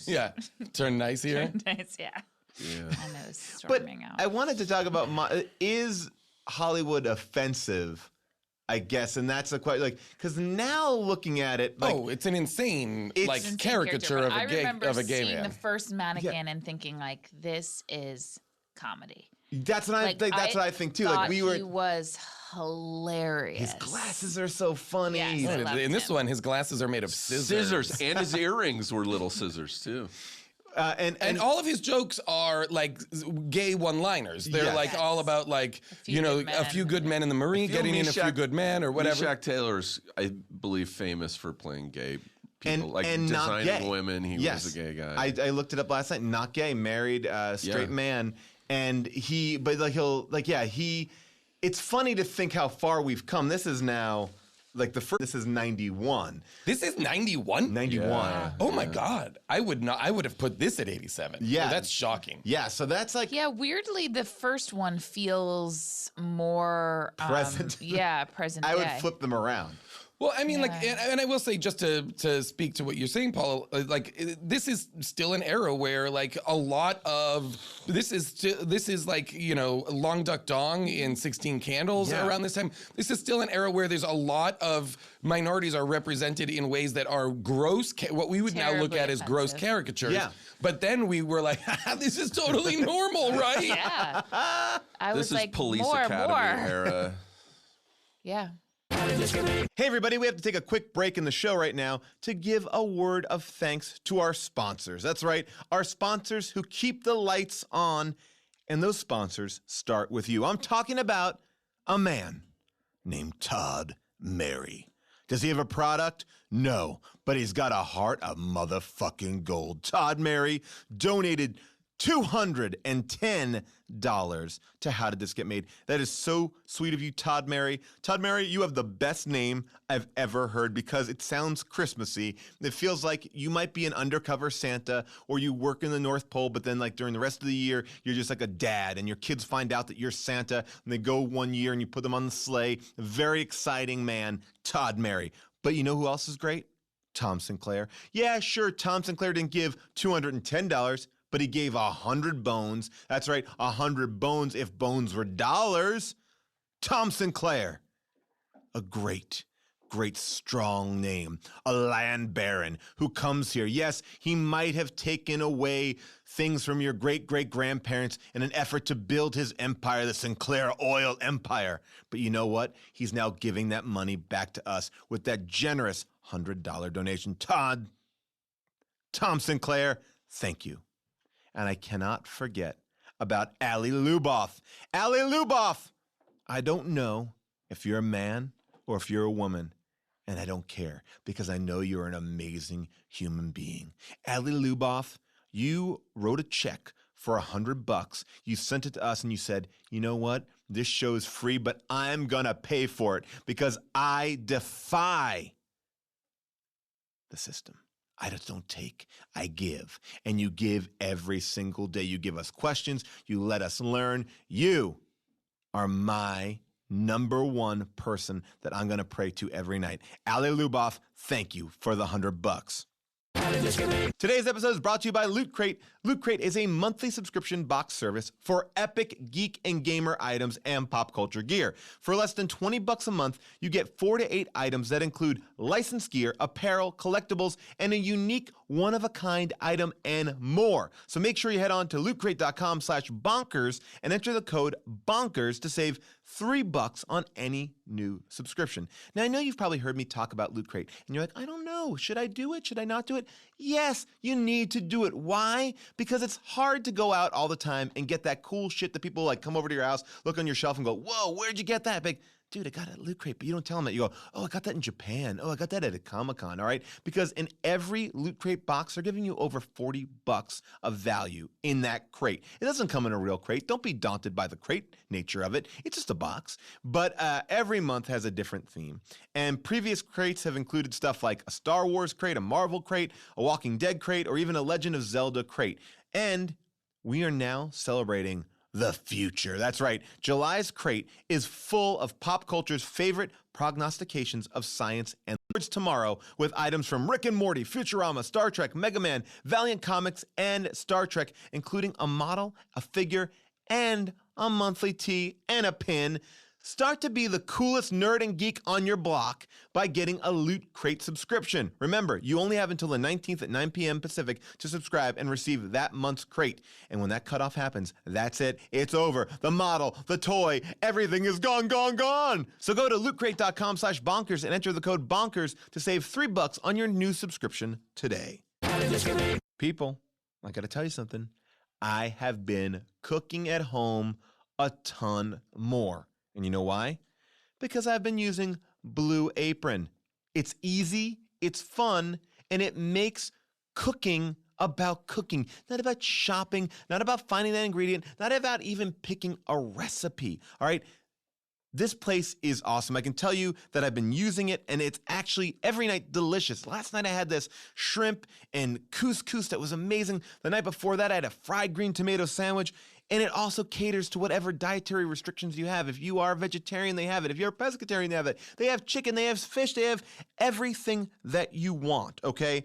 They have high quality, fresh ingredients that come to your house and you feel like, oh, did someone go shopping for me? Oh yeah, Blue Apron went shopping for me. And for less than $10 a meal, Blue Apron delivers seasonal recipes along with pre-portioned ingredients to make it delicious home-cooked meals such a snap. It's all right there. Just get down to it, about 30 minutes for every meal. And I guarantee you, try it once and you'll be psyched. Like, listen to the meals that are coming up in July. We have a spinach and basil pesto gnocchi with summer squash, green beans, and fresh mozzarella. We have spiced pork tacos with avocado, pickled onion, and Aloit style corn. Look at that. I don't even know how to pronounce it, but it sounds good. I would never get Aloit style corn at my supermarket because I wouldn't even know how to find it. But Blue Apron finds it. Plus, they are going to make sure whatever they send you is fresh and they're never going to be out of it. So that's what my problem was. I find a recipe, could never find the right ingredients. They're going to have all those ingredients. So check out this week's menu and try your first 3 meals free. That's right. Hear me? First 3 meals free with free shipping by going to blueapron.com/bonkers, BONKERS. Okay? That's blueapron.com/bonkers, BONKERS. All right? They are amazing. It's a better way to cook. You will be psyched. If you like to cook, you'll love it. If you've never cooked, it will be easy. And guess what? We all know what cooking leads to. Getting it in. That's right. You can finger your girlfriend or your boyfriend if you cook with Blue Apron. It's not in the copy, but I think it's been solidly alluded to. Do you like sleep? Oh, sure you do. But look at that shitty mattress you're sleeping on. How many years has that sat in your dorm room, in your house, in your apartment, and it's not even been changed or flipped, and it's lost all the firmness and funness of a mattress? Well, let me tell you, if this is a superhero movie, a superhero would come into your room and replace that mattress, and his name would be Casper. And Casper would be this superhero who would give you, like he'd shoot like Spider-Man, this web slingers of an obsessively engineered mattress at a shockingly fair price into your bedroom that it combines springy latex and supportive memory foams to create an award-winning sleep service with just the right sink and just the right bounce. And you know what that means. Casper likes to see you fuck on those mattresses. That's right. Spring and bounce are for fucking.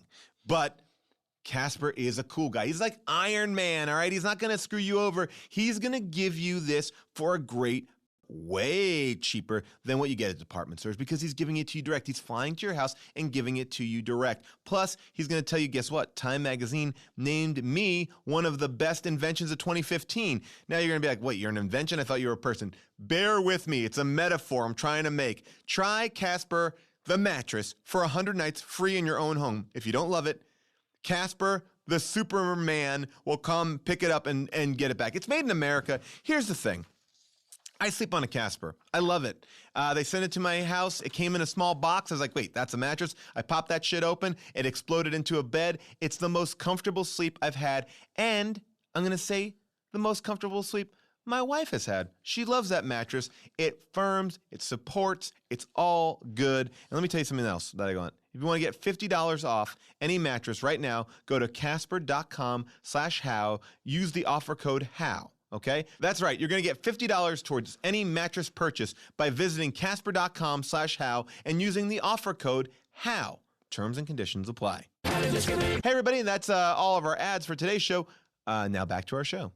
So he played two characters, I think. Actually, and I would argue he plays kind of three because the military guy is an actor. Well, but that's Hollywood portraying the military guy. Right, but he also was showing off his acting chops. Sure. So he got to kind of play three. And then Terry Kaiser plays two characters in this movie. He plays himself, and the main guy plays two characters. The mom plays two characters. Yeah.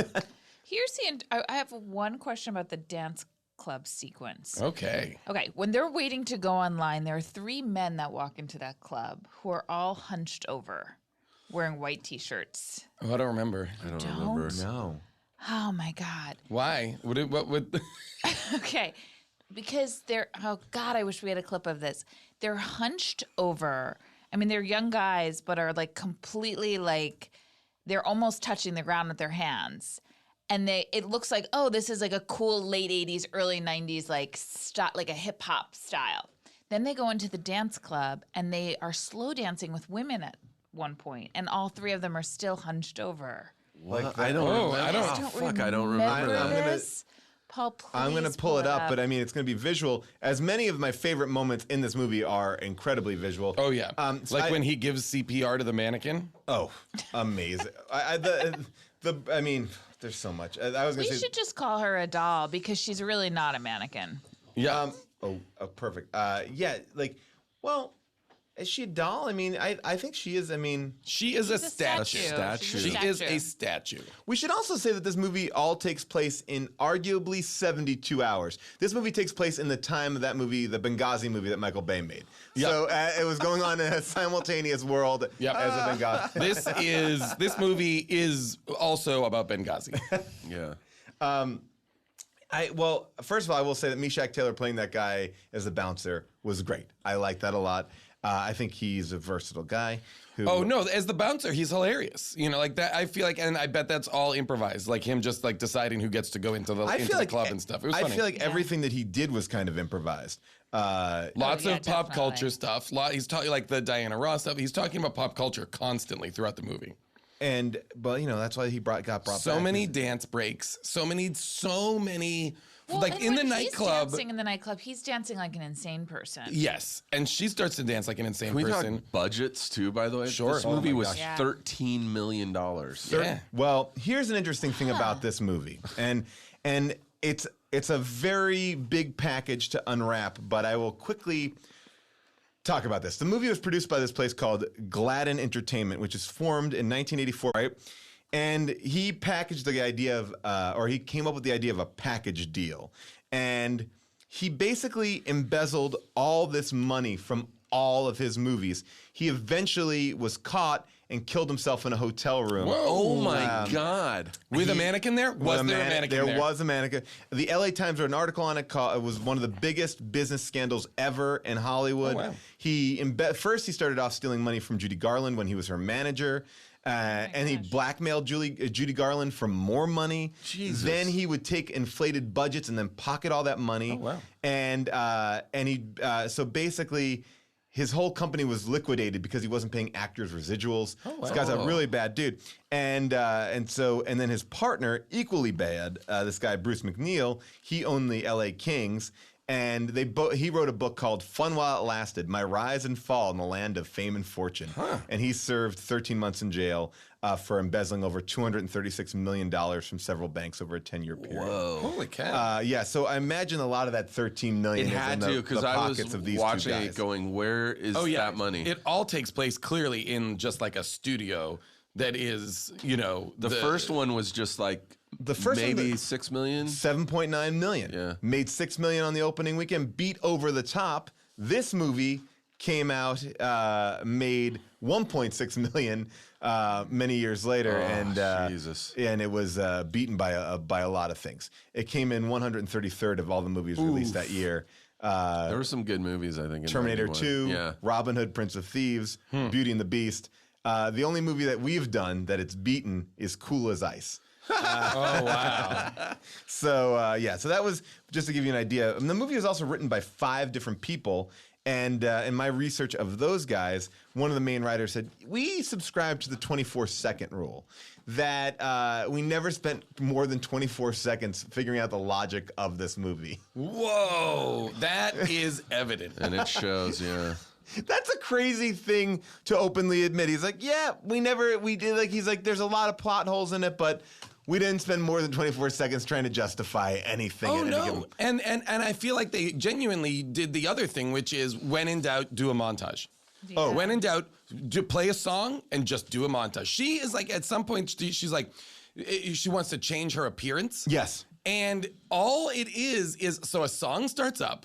Like, she's like, how can I change my appearance? And then they're like, go for it, girl. And then she's like, okay.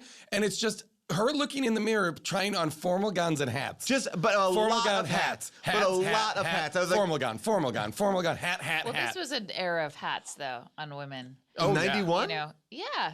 This was like Blossom and like lots of hats on lots of ladies. I just felt like I wanted to see a real dress-up montage, and it just felt like a hat montage. Or like change your appearance so that the people that are chasing you, she just basically is like, I'm gonna be black tie, ready. Well, they did run past her at one point towards the end of the montage. They did.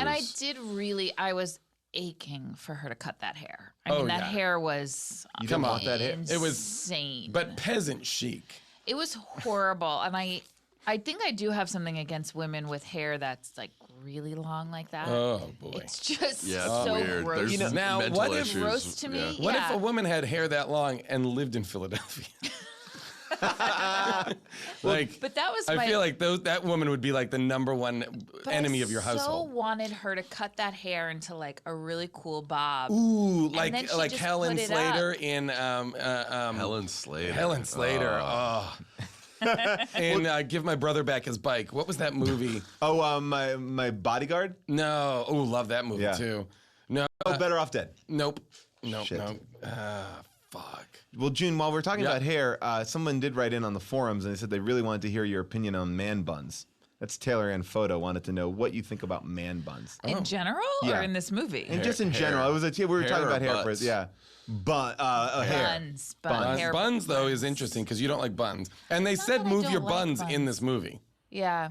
It's not that I don't like buns. I just don't think I think movies portray them as like super sexy to women, and I don't think they are.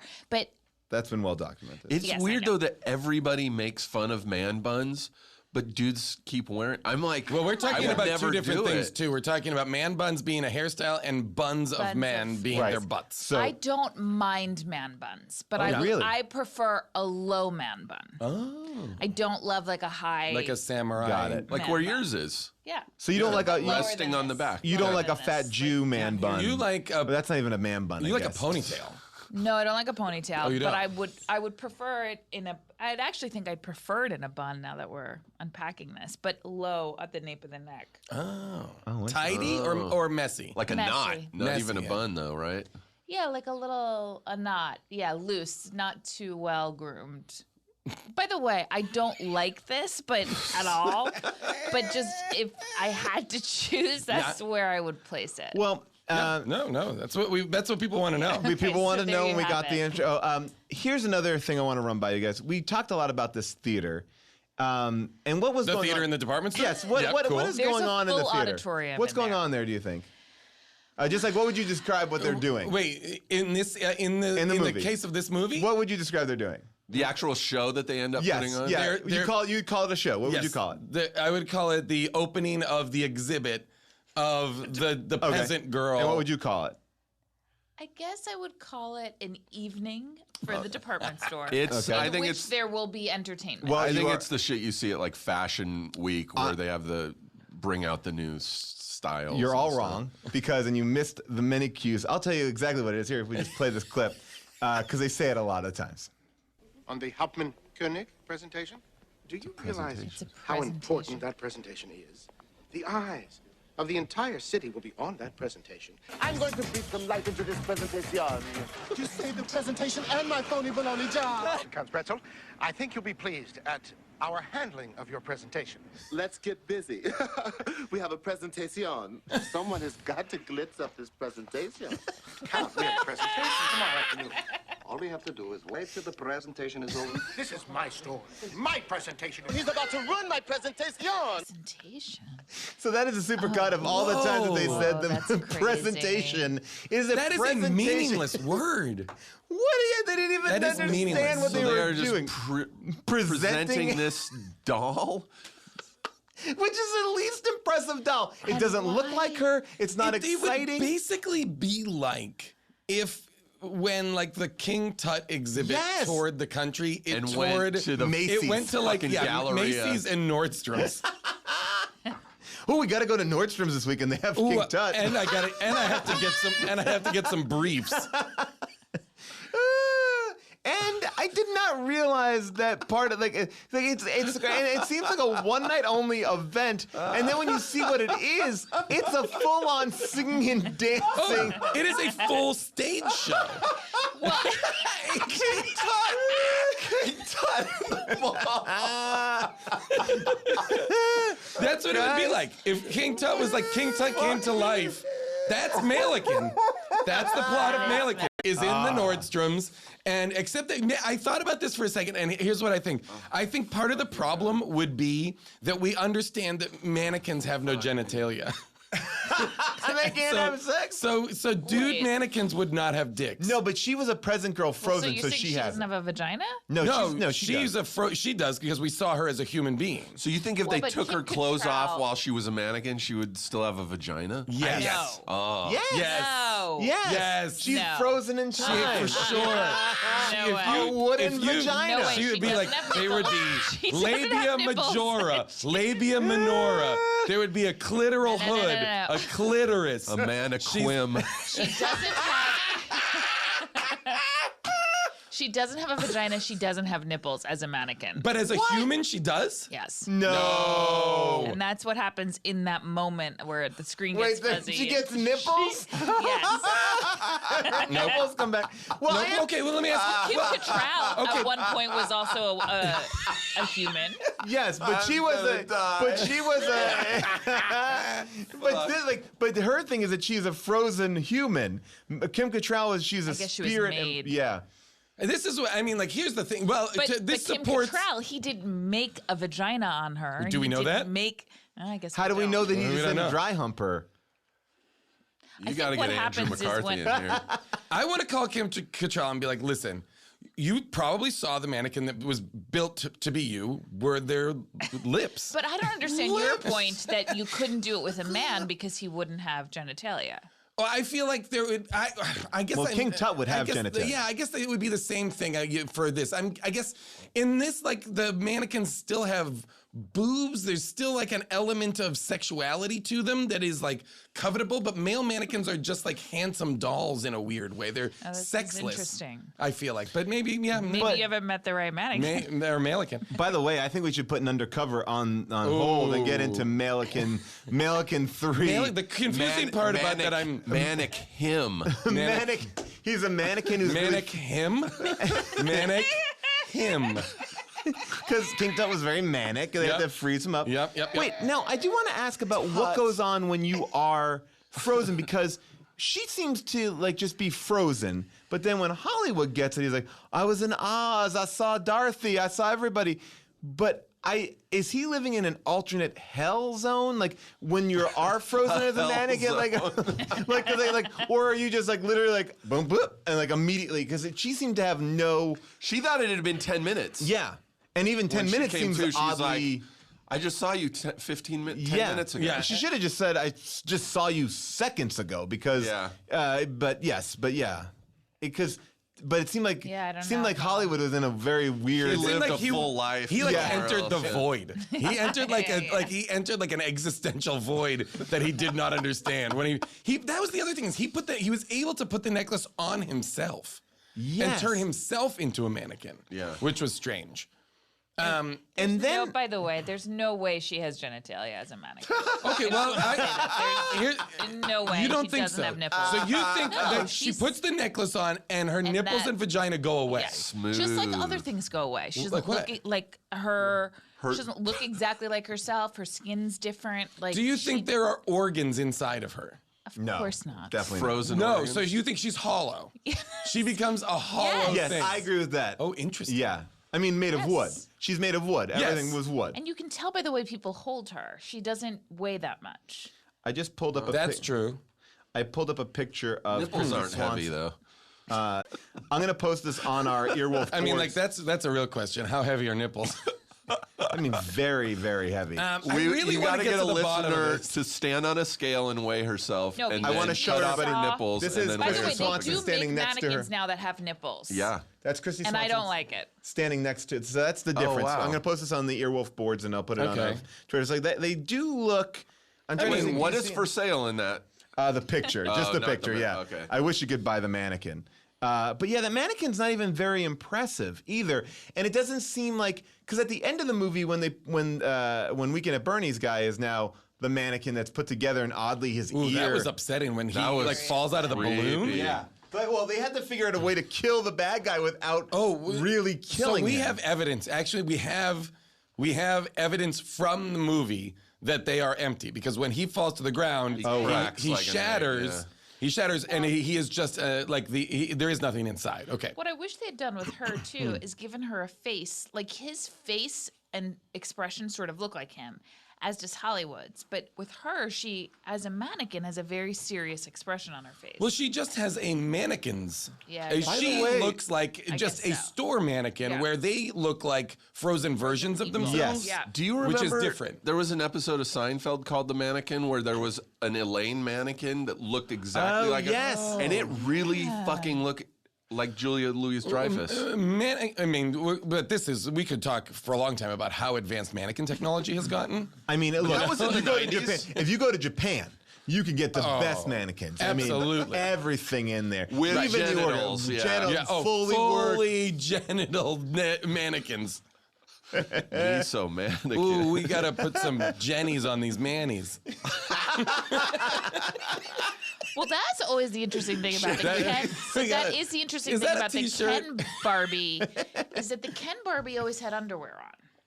Oh, really? Really? And Barbie, and Barbie, as we know her, doesn't have any underwear. Wait, that's crazy. But I that's never how knew. it should be. Because she's nasty. But that's just Yeah, because a guy's got special junk in there. Women, you could just throw out there to. She has no vagina, obviously, but there's Barbie nothing doesn't. Barbie doesn't. But Ken it doesn't I have think he definitely does because he's covering something No, up. he's got flat. He's flat and. No, but I get what you're saying. flat, but they're put it's underwear on. intimating. Okay, it's intimating that he should be wearing underwear. Is that right? Can you look that up, Paul? That- Ken underwear. Ken So will you always- just Google Ken doll underwear, please? Yeah, I'm gonna do it right now. And see if anybody on Etsy's making it. Ken doll is wearing underwear. he wears underwear. He has Really? Well, he looks like he's being sold underwear. Paul, I don't want you it's to. not underwear you put on him. Look at a naked Ken doll. Oh, Look boy. up naked Ken Oh, doll. my God. This is. Here we go. At some point, you're going to forget about this June. You're going to look at his Google history and be like, what are you up to? Well, one time I was doing a bit with her, and we were on Amazon, and I was like looking for Father's Day gifts, and we just like typed in like the most like obscene thing to see what popped up in Amazon, and now all my suggestions on Amazon are like disgusting erotica or like sex books. Male anatomically correct. Look under images. Oh wow! All right. This is amazing. All right, so I'm looking. He's wearing underwear.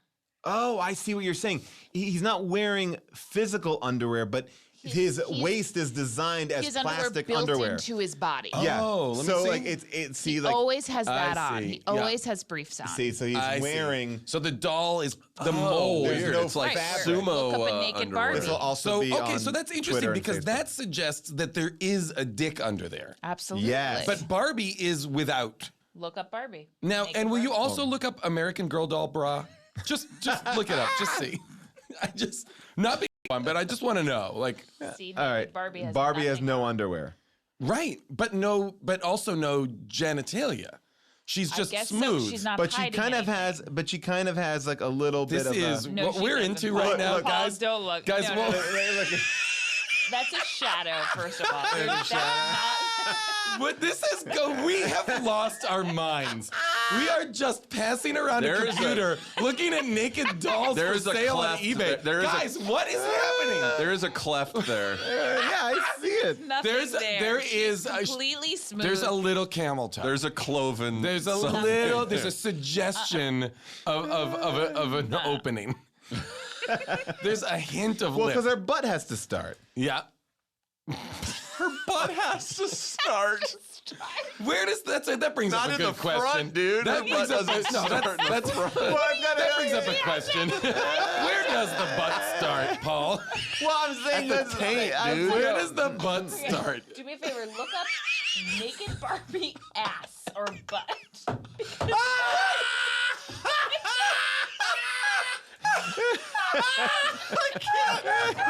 All right, so this is this is a naked Barbie butt right here, and then there we go. Yeah. Okay. So That she's is got genitals. I mean, that's and it goes underneath. You see, it goes in between. Oh my God! What? Well, but that's the same thing. The Ken was an old one that had that underwear. Yeah, we're gonna be putting on all this. Guys, what is fucking God, this? I'm gonna throw up. Guys, I love that this is where this podcast has gone. You guys need a "How did this get made?" T-shirt that's just a Barbie crotch. Yep. And it says, "Where does the How butt did start?" this get made? Where does the butt start? Well, here's a Where does the comparison. butt start? Oh, this is interesting. This is interesting. 90s Barbie has underwear. Really? But 2000s Barbie doesn't. What about earlier? Well, than that's like 90s? that's the same as pubic That's hair. not true, Paul. That's the same as pubic hair because 90s Barbie had a landing strip and 2000s Barbie had nothing. Oh Holy my fuck, gosh. my Oh head's gonna boy, explode. This is pretty great. I love it all. Well, I think we've talked about everything in this movie that I did want to say. So when that guy, when the bad guy is now re-put back together, like I love it. We're not, Paul. We're not going to recover from this. We're never going to recover. This is what this show is about. Did we mention his horrible mole? Did they have to? Can you look for Barbie mole? Barbie, hairy mole Barbie. Medieval Barbie. By the way, I bet you we could all pool together money and get that Terry Kaiser dummy. Why doesn't Barbie have nipples? Great Yeah. question. You know what I mean? Like she has Look, boobs. there's so much- Why doesn't Barbie have nipples? There's so much to be said about Barbie. Ken has Like, nipples, right?